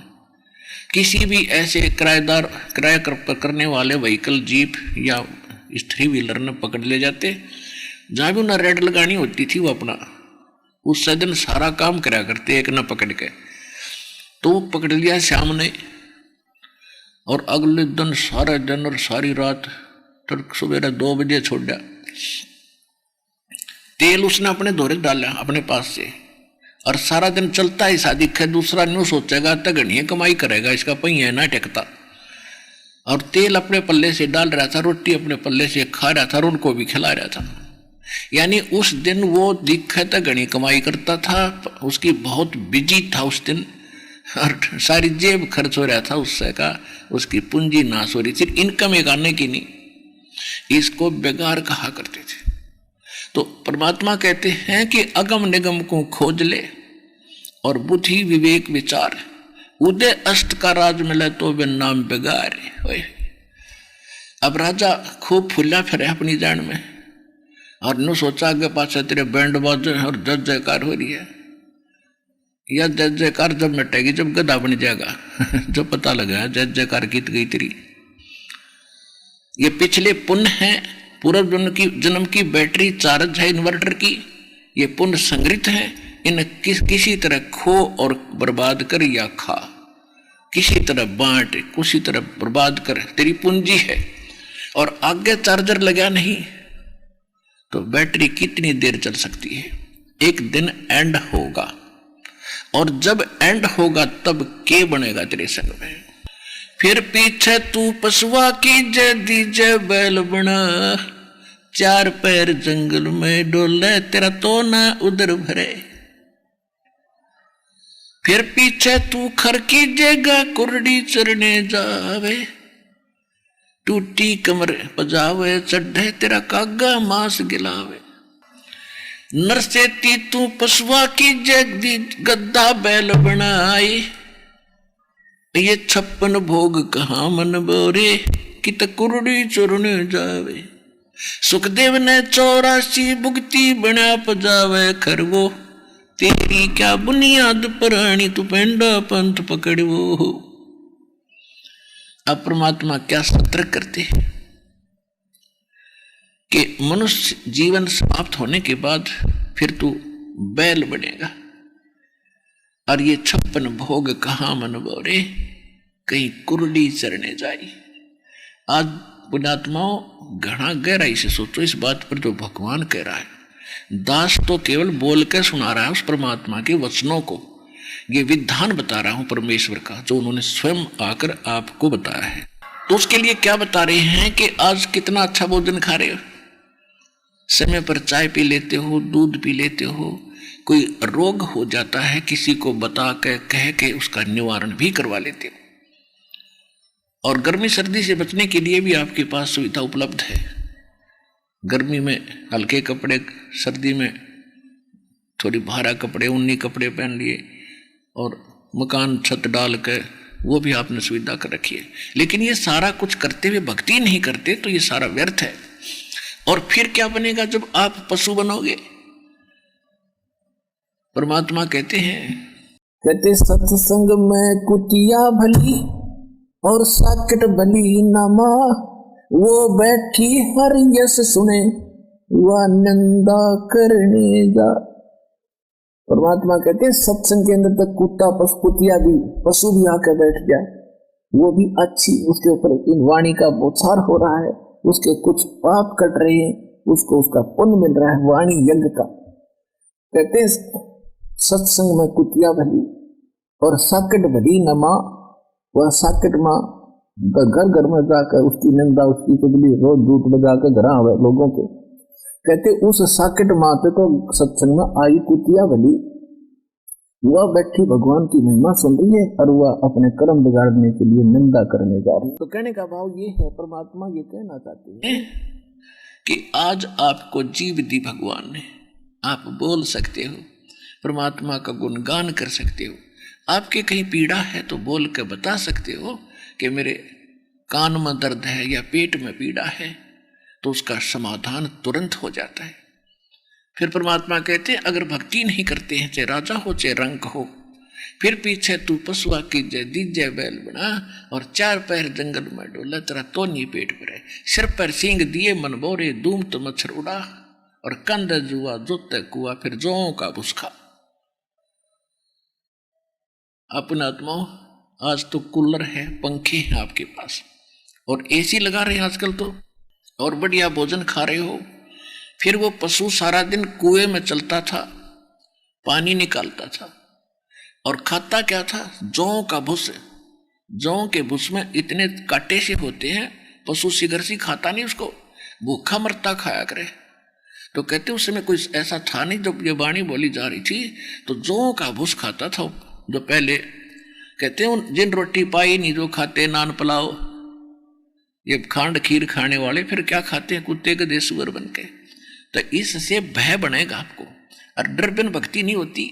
अब हमें पता चला कि इस बोतल में विष है और सांप बहुत खतरनाक वस्तु है, जानवर है, तो उससे हम डरेंगे। डरे तो जान बची, अनजान बच्चा उसको पकड़ ले या पी ले उस विष को तो मर गया। तो इस ज्ञान से आपको डर बनेगा, डर से फिर आप सतर्क हो जाओगे, आपका कल्याण होगा। तो ये सच्चाई है। तो क्या बताया है कि फिर अब बैल दास के जीवन में घटना घटी। उस समय तो इतनी याद उसकी आई नहीं, जब इस तत्व ज्ञान से परिचित हुए फिर सबकी आन लगी, सपने में भी दिखने लगी वो घटना। दास का जन्म एक किसान जाट परिवार में हुआ और हमारे घर एक बैल था, उसको हाली खेतों में सुबह सुबह खेत जोतने के लिए वक्त से ले जा रहा था। मेरा चाचा हाली था और रास्ते में कोई कील पड़ी थी लोहे की, अंधेरे में वह बैल के पिछले खुरों के बीच में फंस गई, अच्छी गहरी चली गई। और बैल था वो अच्छा तेज चलने वाला, फटाफट कई कदम रख गया और वह सारी अंदर बैठ गई, पैर लंग करने लग गया वो बैल काफी।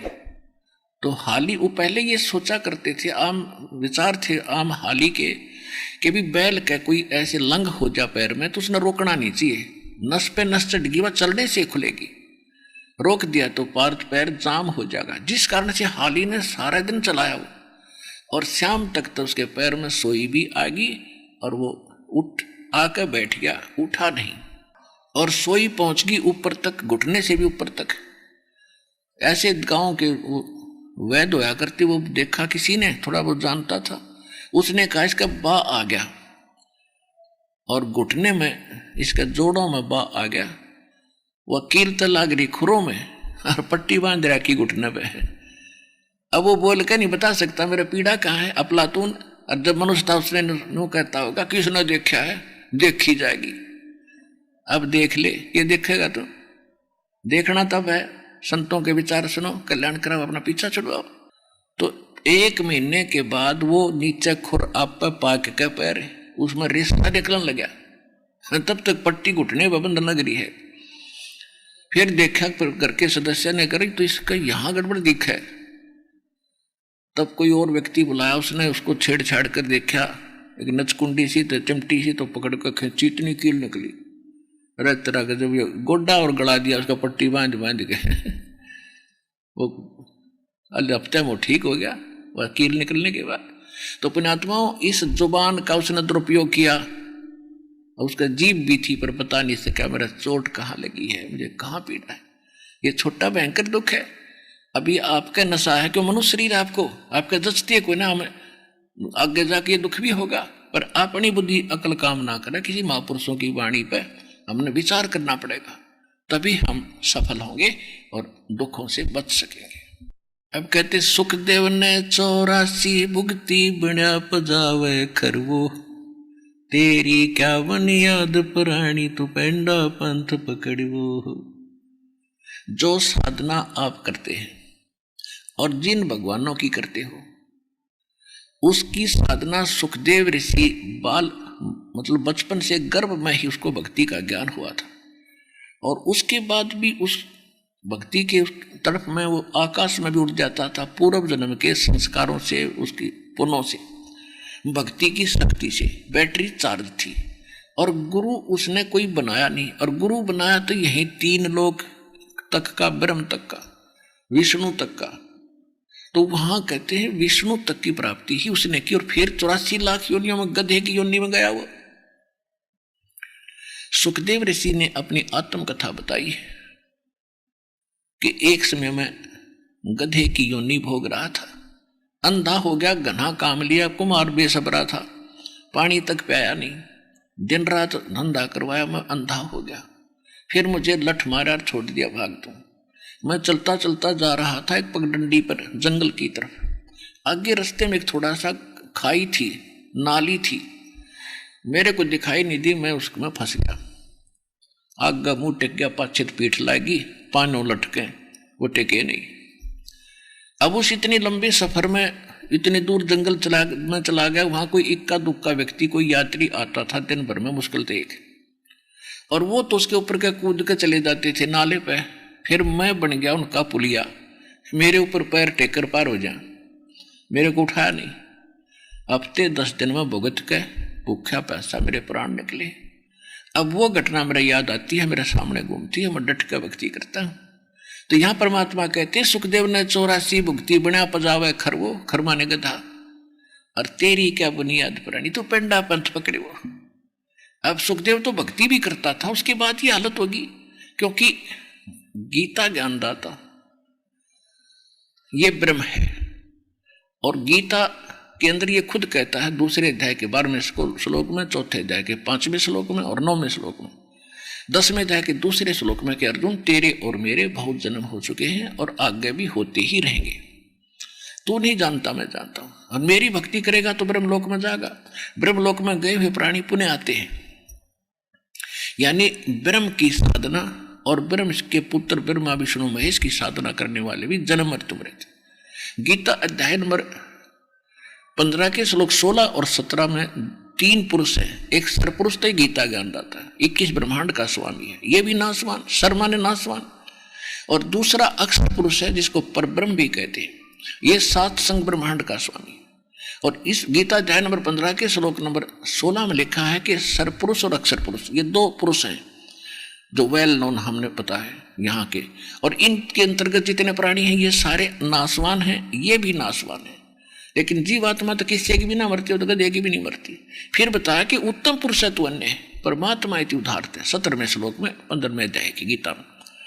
और ये लोग तेरे में अवश्य विभर्ती अवैश्वर है, वो परमात्मा है जो वास्तव भगवान है, सबका धारण पोषण करने वाला है, और जिसको परमात्मा कहा जाता है वो वास्तव में अविनाशी है। तो कहने का भाव यह है कि उस परमात्मा को छोड़कर हम अन्य साधना करते हैं तो भी हमारा कल्याण नहीं हो सकता, चाहे हम भक्ति भी कर रहे हैं। मन तू सुख के सागर चल रे, मन तू चल रे सुख के सागर, जहाँ शब्द सिंधु रत्नागर। कोटि जन्म तन भरमत हो गए कुछ ना हाथ लगा रे, और कुकर सुकर खरबा बोरे कौआ हंस बुगारे। कोटि जन्म तू राजा की ना मिटी न मन की आशा, और भिक्षुक ओकर दर दर घूमया मिला ना निर्गुण रासा। इंद्र कुबेर ईश की पदवी ब्रह्मा वरुण धर्मराया, और विष्णुनाथ के पुर को जाकर तो फिर भी वापस आया। असंग जन्म तन मरता हो गए जीवित क्यों नाम रह रे, द्वादश धर्म मद महल मठ मोरे बहुर ना दे दे। दोजक भीष्ट सभी ते देखे राजपाट के रसिया, और तीन लोग से तरपत नाही ये मन भोगी खसिया। सतगुर मिले तो इच्छा मिटे पद्मल पदे समाना, और चल हंसा उस लोक पठाऊं जो आद अमर स्थान। चार मुक्ति जा चंपी करती माया हो री दासी, दास गरीब अभय पद पर से वो मिले राम अविनाशी। अब क्या बताया है शब्द में, मन तू सुख के सागर चल रे सुख के सागर। भगवान आकर बताएंगे गरीबदास जी को, और गरीबदास जी ने फिर आगे वाणी लिखी कि भगवान ने मुझे ये बताया। वो आपके लिए संदेश दे रहे हैं कि कोटि जन्म तन भरमत हो गए कुछ ना हाथ लगा रे। कुकर कुत्ता सुकर सुअर खरग था तक बना, और कौआ हंस बगारे। कोटि जन्म तू राजा की न्याय। आपको दास ने बहुत बार महावीर जैन जी का इतिहास जीवनी दिखाई है। वो कितनी बार तो राजा बना, देवता बना, और फिर गधा बना 60 करोड़ बार, 30 करोड़ बार कुत्ता बना, तो 60 देवता पद ने 80 लाख बार तो देवता बना, और 60 करोड़ बार गधा। गधा देख कर बना तेरा सारी और देवतापन खत्म हो जाए उस आदमी का। तो यह भूल थी हमारा, हमने रास्ता ठीक नहीं मिला। हमने डले भी ढोए, प्रयत्न भी किए, पर हमारे हाथ कुछ नहीं लग गया। कहते डिम्ब करें डूंगर चढ़े अंतर झीनी झूल, जग जाने बंदगी करेंगे बोवे सूल बबूल। ये तो बबूल के सूल बो रहे थे। आज तक तो साधना करते थे ब्रह्मा विष्णु महेश ब्रह्म और परब्रह्म तक की। परब्रह्म का तो बेरा ही नहीं था। पारब्रह्म तो अब पता चला, परब्रह्म का भी नहीं पता, सुना सुना करते, और ब्रह्म तक मुश्किल से कोई पहुंचता था। तो क्या बताते हैं कि इन साधनाओं से जो तुम करते रहे हो, आपने इंद्र की पदवी भी पा ली। इंद्र स्वर्ग का राजा होता है। एक बार एक मार्कंडे नाम का ऋषि बंगाल की खाड़ी में तपस्या करे था, और इंद्र की पदवी जिसको प्राप्त होती है उसको एक सख्त हिदायत होती है, इंस्ट्रक्शन होती है, एक कंडीशन होती है कि तेरे शासन काल में 72 चतुर्युग तक एक इंद्र का शासन काल होता है। एक चतुर्युग में 43,20,000 वर्ष होते हैं। सतयुग त्रेता द्वापर कलयुग 4 मिला के एक चतुर्युग कहता है। ऐसे ऐसे 72 चतुर्युगों तक वो इंद्र का राजा बनता है, जो नीचे कोई तप या कोई यज्ञ हवन आदि करके उस पद को प्राप्त करता है। उसको एक संकेत होता है कि तेरे शासन काल में यदि कोई इंद्र की पदवी प्राप्त करने योग्य तप या कोई धार्मिक अनुष्ठान सफल कर लेगा तो तुझे पद से हटा दिया जाएगा, उसको बैठा दिया जाएगा। तो राज पाने के लिए तो कुकर्म तार दे आदमी, यो इंद्र का राज स्वर्ग का इस पृथ्वी के छोटे से टुकड़े के लिए मुख्यमंत्री बस्तार दे, मुख्यमंत्री बनने के लिए वो स्वर्ग का राजा। तो उसने हर घटिया अपनी जो है चाल चलते हैं, ये राजनीति है, राजनीति घटिया ही होती है। वो यहाँ तक चाल चल रखी है कि अपनी वहाँ उसकी नौकरानी सारी देवी और देवता उसके अंडर है। तो सबको सतर्क रखा है, कोई भी कोई तपस्या करता हो या कोई ऐसा धर्म कर रहा हो मुझे बताओ, और फिर वहाँ भेज देता है, ऐसे कोई उसका खंड करवा देता है, तो वो सफल नहीं होने देता। इंद्र को पता चला कि बंगाल की खाड़ी में एक मार्कंडे नाम के ऋषि काफी वर्षों से साधना कर रहे हैं, और देख लो। तो इंद्र ने सोचा महान संत दिखा है, तो उसने एक उर्वशी भेजी सबसे खूबसूरत, और उसने जाकर के वहां एक बहुत सुंदर वातावरण बना दिया, ठंडी हवा चले, ना गर्मी ना सर्दी, अपनी सिद्धि से। और उस मार्कंडे ऋषि से 50-100 फुट की दूरी पर जंगल में उसके सामने नाचन लगी। मार्कंडे ऋषि की आधी आंखें खुली आधी बंद, और वो देख भी रहा नीचे भी ऊपर भी। अब समाधि क्या होती है? पुण्यात्मा, यो मन इतना नालायक है, ये किसी का काबू नहीं आता। इस मालिक की भक्ति से इसमें लगाम डला है, परमात्मा की भक्ति से, क्योंकि वो काल है, मन काल का एजेंट है, और ये परमात्मा से ही दबता है, इसकी सत्य नाम और सच्ची भक्ति से दबता है। तो वो क्या करते, समाधि क्या होती है? जैसे आप कहीं बस स्टैंड में खड़े हो जाते हो, और बस के इंतजार में। आप 20 में देखोगे आई नहीं गाड़ी, थोड़ी देर बैठोगे फिर देखोगे आई नहीं मोटर। ये मन टेकने ना दे, और कहीं बैठा होगा तो बैठा ले, चल वहां घूम कर आते हैं। और आप फिल्म देखने चले जाओ, 3 घंटे का नो पता नहीं लगे कित गए, नो सोचो हो गए पूरे भाई, जल्दी खत्म हो गया। क्योंकि तो ये मन वहां टेकेगा जहां इसने नई नई बकवाद देखने मिले। हम सोचा करते समाधि ला रही, इनके ऊपर सुरती चली जाती है। ये शरीर में एक ऐसी व्यवस्था है जैसे टीवी चैनल होते हैं।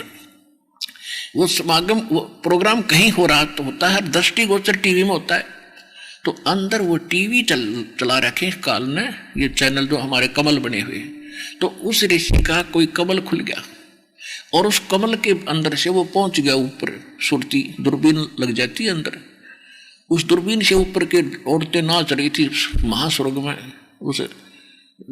उसके सहस्रार जो इस ब्रह्मलोक के अंदर, वहां पर औरतें नाच रही सुंदर सुंदर। वही बकवाद है सारा, और क्या है, अपनी पूंजी होटल है वो, तो अपने पुण्य खत्म करो, वहां सारे दिन ठाठ करो, जब पूंजी खत्म होते फिर गधा बनो, यानी पुण्य नष्ट होते ही।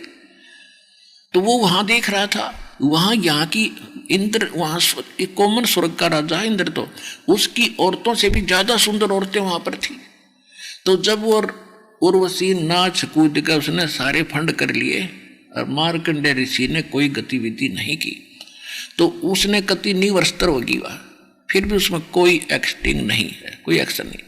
तो कपड़े पहन के वह उसके पास आ गई और कहा, महाराज ना जाने आपकी समाधि कहाँ है, यहाँ के अन्य तपस्वी तो मेरे को देखते ही डामाडोल हो गए, तो आप ना जाने कहाँ आपकी समाधि है। तो मार्कंडेय ऋषि ने कहा कि मेरी समाधि वहां थी जहां तेरे जैसी तो उन नाचने वालों की नौकरानी चरण धोने वाली थी। तेरे को क्या देखूं मैं, तेरे से कोई सुंदर उसने भेजे। तो वो कहती है, जी मैं इंद्र की पटरानी हूं, मेरे से सुंदर कोई नहीं। तो उसने कहा कि तू क्या करना आई, कि मैं इसलिए आई कि मुझे आप वहां चलो, और नहीं तो मेरी बेइज्जती हो जाएगी, वहां मुझे दुआगण करेंगे, दंड मिलेगा कि तू हार कर आ गई, मैंने नाश कर दिया, आप एक बार चलो, मेरी इज्जत रह जाएगी। मार्कंडेय ऋषि ने कहा कि जब इंद्र मरेगा जब तू क्या करेगी, कि मैं 14 इंद्र वरूंगी। देखो पुण्यात्मा, हमने कितने डले डो रखे। वो पुण्यात्मा जो इंद्र की पटरानी बनी हुई है उसको सची नाम दिया जाता है। उसने कितने जन्मों तक तपस्या और साधना और पुण्य किए हैं। वो क्या कहती है कि मेरी इतनी लंबी उम्र है, एक ब्रह्मा का दिन समाप्त होगा, यानी 14 इंद्र अपना शासन काल पूरा करके मरते रहेंगे, वो तो गधे बनेंगे, और वो लगातार उनकी पत्नी बनकर वहां आनंद लेती रहेगी स्वर्ग का और उन इंद्रों का। तो रात वो कह रही है, उसने पूछा, मार्कंडेय ने पूछा कि जब इंद्र मरेगा तू क्या करेगी, कि मैं 14 इंद्र मरूंगी, यानी ये इंद्र मरते रहेंगे, मैं नौकी नहीं रहूंगी। फिर मार्कंडेय ऋषि को तो मालूम था इतना तो, कि 14 इंद्र मरेंगे, फिर क्या करेगी। फिर वो बताती है कि जितने इंद्र मैं भोगूंगी वो तो गधे बनेंगे और मैं बेगधी बनूंगी। मार्कंडेय माथे माथ मारे। अब मार्कंडेय ऋषि कहता है, मुझे वहां क्यों ले जावे थी, अगर अपनी इज्जत रखने खातिर तू आज भी गधी 14 खत्म करेगी, हर मरने के बाद आपस स्वीकार कर रही मैं गधी बनूंगी, फिर यदि इज्जत की ठेकेदार नहीं तो थारी बुद्धि गांव जा रही है, और भाग यहां से। तब इंद्र आ गया, वहां खड़ा हो गया और कहा, महाराज आप जीते हम हारे, और वो गद्दी ले लो। मार्कंडेय ऋषि बोला, रे इंद्र तेरी गद्दी मेरे लिए तो काग की बीट है, मैं तो ब्रह्मलोक की साधना कर रहा हूं, ब्रह्म की, और तू भी छोड़ दे इस गद्दी ने और आजा तो ऐसी साधना बता दूं ऊपर की कर ले, ब्रह्मलोक में बहुत सुख है। अब जैसे गीता अध्याय नंबर 7 के श्लोक 12 से 15 में गीता ज्ञानदाता ये ब्रह्म है, ये कह रहा है कि तीनों गुणों के उपासक राष्ट्र स्वभाव को धारण किए मनुष्यों में नीच दूषित कर्म करने वाले मूर्ख ये मेरी भक्ति बना करते। और 7वें अध्याय के 16 से लेकर 19 तक कहा है कि ये 4 प्रकार की मेरी भक्ति करते हैं, उनमें से ज्ञानी श्रेष्ठ हैं और वो ज्ञानी मेरी भक्ति करते हैं इसलिए मुझे अच्छे लगते हैं, और वो उनको मैं अच्छा लगता हूँ। लेकिन इनको तत्वदर्शी संत ना मिलने से मेरे वाली घटिया अनुत्तम गति यानी मोक्ष में ही तक आश्रित रहे। फिर 7वें अध्याय के 19वें श्लोक में बताया कि बहु नाम जनमाना मनते ज्ञानवान माम प्रपते, और वासुदेव सर्वमिति सहमात्मा सुदुर्लभ है कि वो तत्वदर्शी संत नहीं मिला जो बता दे वासुदेव की भक्ति करो वही सब कुछ है, ये अन्य ब्रह्म और सरपुरुष ब्रह्म, अक्षर पुरुष पर ब्रह्म और ब्रह्मा विष्णु में इसकी भक्ति से मुक्त नहीं हो सकते। तो ये बताने वाला संत बड़ी मुश्किल से मिलता है। जब तक वो ना मिलेगा ये रोग कटे नहीं। तो कहने का भाव ये है कि जो दास आपको बताना चाहता है, तो मार्कंडेय ने वही फंड मान रखा था कि ब्रह्म लोक में जाएंगे ऋषि तो अच्छा सुख है वहां पर। अब ब्रह्म लोक में गए हुए प्राणी भी पुनः जन्म मृत्यु में आते हैं। फिर भी इस जो आज दास समझाना चाहता है इसके लिए इतना ही काफी था। अब इसमें क्या बताया है कि जैसे एक ब्रह्मा जी की मृत्यु होती है, एक ब्रह्मा जी की आयु है 100 वर्ष की, और इनके वर्ष कैसे बनते हैं, जैसे 1000 चतुर्युग, एक यानी 72 यानी 14 इंद्र का शासनकाल, और एक दिन 1008 चतुर्युग का होता है। 72 गुणा में 14 1008, लेकिन इसको लमसम 1000 चतुर्युग का माना जाता है। और इतने ही रात्रि होती है, तो इस प्रकार 30 दिन रात का एक महीना बनता है इनका, इस ब्रह्मा का। और फिर 12 महीने का ऐसे बने हुए दिन, 12 ऐसे बने हुए महीने, 12 महीने का एक वर्ष, और ऐसे बने हुए 100 वर्षों की ब्रह्मा जी की आयु। ब्रह्मा हुआ नासवान। फिर 7 ब्रह्मा की मृत्यु के बाद एक विष्णु मरेगा, विष्णु जी नासवान हुआ, और 7 विष्णु के बाद एक शंकर का विनाश होगा, तो शंकर जी भी नासवान हुए।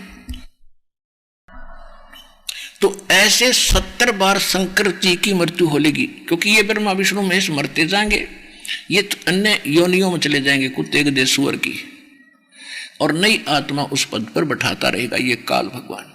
तो ऐसे 70,000 जब ये शिव मर जाएंगे तब एक ब्रह्मांड का विनाश होगा, और उस समय ये काल जिस ब्रह्मांड में रहता है सदा शिव रूप में, इसकी मृत्यु होगी। और फिर इसके बाद ये सारे दूसरे ब्रह्मांड में चले जाएंगे सारे प्राणी। उस ब्रह्मांड में जाते दुर्गा और इस काल का पुनः शरीर युवा होगा। उसके बाद उस ब्रह्मांड में फिर सृष्टि चलेगी। तब तक ये ब्रह्मांड ऐसे ही प्रलय में रहेगा। फिर धीरे धीरे इसका पुनः कंस्ट्रक्शन होगी, अरबों वर्ष फिर लगेंगे, और फिर उसका विनाश हो जाएगा, फिर यहाँ जाएगा। तो जब 70,000 बार ये शिव मर जाएंगे, एक काल मरेगा, और वो युग होगा उस अक्षर पुरुष का, एक युग अक्षर पुरुष का।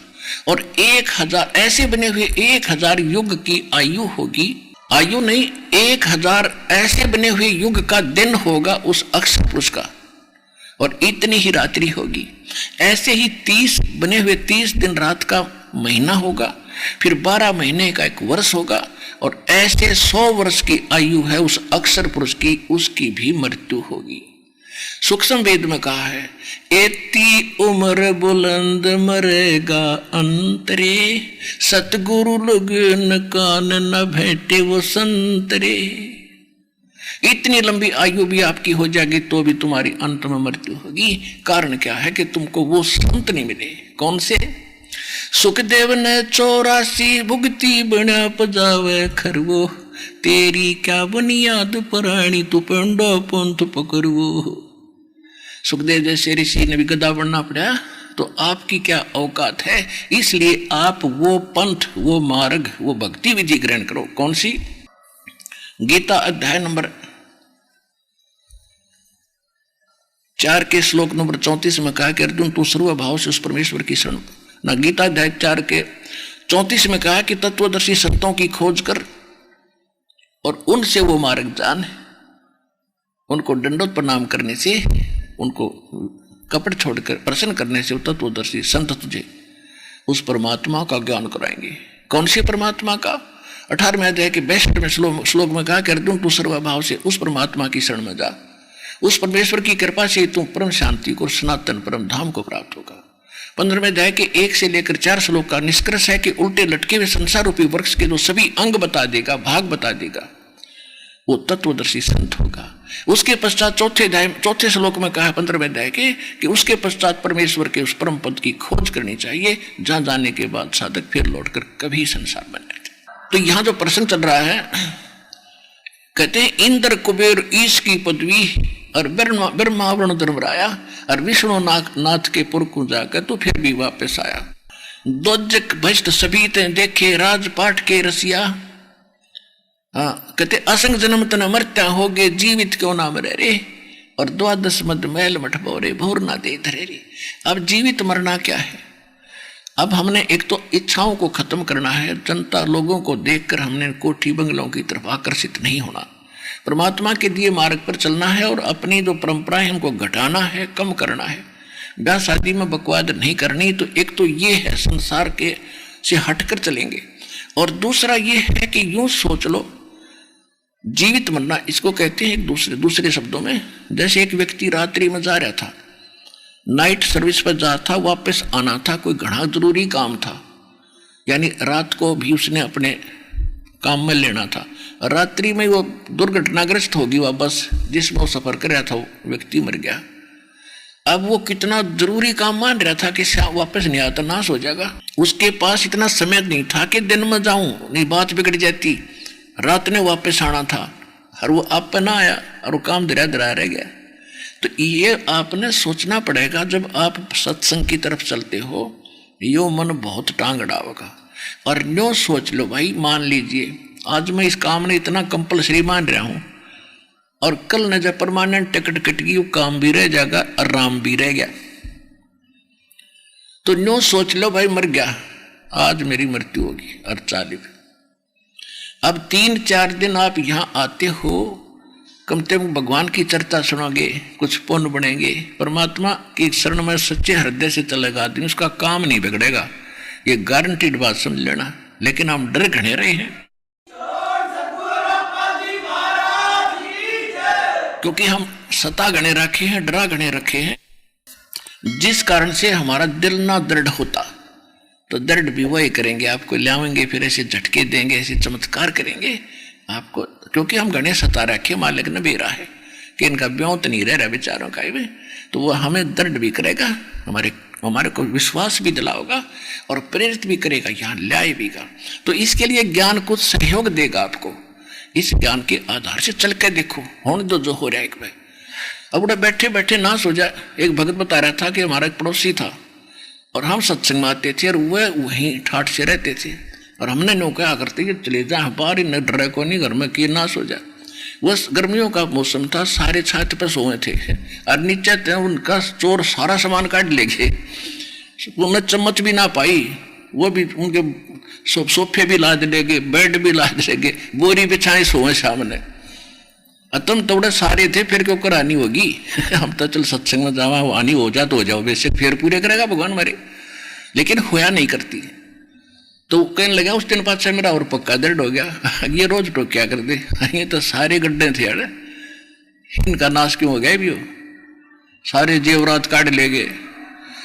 पुरानी काफी समय की बात है, 20 लाख रुपए का नुकसान हो गया था उनको, आज तो 20 करोड़ समझ लेना बता। तो इन बातें थे, इन ज्ञान से आपको दृढ़ता होगी। तो ये जीवित मरना है, मान ले 3-4 दिन में वापस आप जाओगे, और कोई थोड़ा बहुत काम खराब हो गया तो फिर संगवा लेंगे, रो के मालिक आगे कर्ज कराएंगे, फिर बरकत दे देगा कितना के, और परमानेंट टिकट कट गई, फिर क्या करोगे वहां फिर कौन संभालेगा उन्हें। तो ये बातें याद रखने की है। इसमें कोई भगवान के लिए तो राजाओं ने राज त्याग दिए, ये 2 दिन का काम क्या बड़ी चीज है। और उन्हें फिर भी ना मिला, तुम ना अंगित मिलेगा जब घर ते लाई बुला के घर पहुंचा संदेशा भगवान ने। आप कहते पीछे हो लिए परमात्मा और साथ है कति। अब क्या बताते हैं कि फिर क्या बताते हैं कि दोजक नरक और बहिष्ठ स्वर्ग, इन सब में भटक लिया तू। दोजक बहिष्ठ सभी ते देखे राजपाट के रसिया, और 3 लोक से तरपत ना ही यो मन भोगी खसिया। अब कोई सरपंच बन जाता है गांव का, फिर वो ये सोचा चेयरमैन बनूं, चेयरमैन बढ़ गया। फिर ने सोचा एमएलए बनो, जब बात बना बस नहीं बात रहनी रसाई। एमएलए बन जाए ने सोचा मंत्री बनो तब बात बने, ना तो कोई नहीं बात ठीक। जब कोई मंत्री पद प्राप्त कर लेता है तो उसकी अटकलबाजी रहती है, किसी तरह मुख्यमंत्री बनो, अभी बात कच्ची रहेगी, इतना वो मर लेगा, गधा बना पाओगा कि तो फिर बनेगा वो संतरी। तो पुण्यात्माओं ये बात याद रखो। परमात्मा कहते हैं दोजक भैष्ट सभी ते देखे राजपाट के रसिया, और 3 लोक से तरपत नहीं, इसका सब्र नहीं है, 3 लोक भी दे दे मन पापी ने, ये मन भोगी खसिया। फिर कहते हैं सतगुरु मिला है तो इच्छा मिटे, कोई संत मिलेंगे तो ये इच्छाओं को कम करेंगे, ये छांग देंगे, उस जैसे किक्कर ने छांग दिया, पेड़ ने छांग देता है माली ताकि आगे बढ़े। तो हम चारों तरफ फैल गए, हमने सेट होना पड़ेगा आगे बढ़ने के लिए। आम के पेड़ को भी माली काट देता चारों तरफ से ताकि ये ऊपर को चले और यहां खराब ना हो। फिर क्या बताते हैं कि सतगुरु मिले तो इच्छा मिटे, पद मिल पदे समाना। संत मिलेंगे तो सही पद माने, यहां पद मिल पदे समाना के 2 अर्थ हैं। ये है सुख संवेद, ये उस दूसरे वेद से भी जटिल है, इसको समझना कोई बालकों का खेल नहीं। पद माने एक तो पद्धति यानी वे ऑफ वर्शिप, पूजा की विधि, और दूसरा पद वो कि गीता अध्याय नंबर 15 के श्लोक 4 में कहा कि तत्वदर्शी संत प्राप्ति के पश्चात परमेश्वर के उस पद की खोज करनी चाहिए, परम पद की, जहां जाने के बाद लौट कर साधक कभी संसार में नहीं आते। तो यहाँ ये सूक्ष्म वेद की वाणी जो बता रही है कि सतगुरु मिले तो इच्छा मिटे और पद मिले, ये सही भक्ति पद्धति मिले, और पद मिल पदे समाना, उस पद में समा जाओगे जहां जाने के बाद फिर वापस नहीं आते। पद मिल पदे समाना और चल हंसा उस लोक पठाऊं, जो आदि अमर अस्थाना, शाश्वत स्थान में ले जाऊंगा। फिर क्या कहते हैं वहां कितना सुख है, 4 मुक्ति जहां चंपी करती, यहाँ की 4 मुक्ति तक खत्म होने वाली है और वो सदा रहेंगी। 4 मुक्ति जहां चंपी करती और माया होरी दासी, दास गरीब अभय पद पर से, वो मिले राम अविनाशी। कि चलो सतलोक में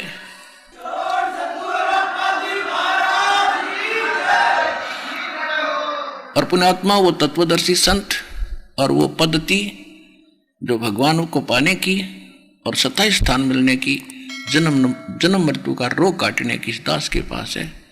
आओ और ग्रहण करो, हम पलकें बिछाए बैठे आपके लिए। जितने देर करोगे, जितना देर से आओगे उतना घना पछताओगे। बोलो सतगुरुदेव।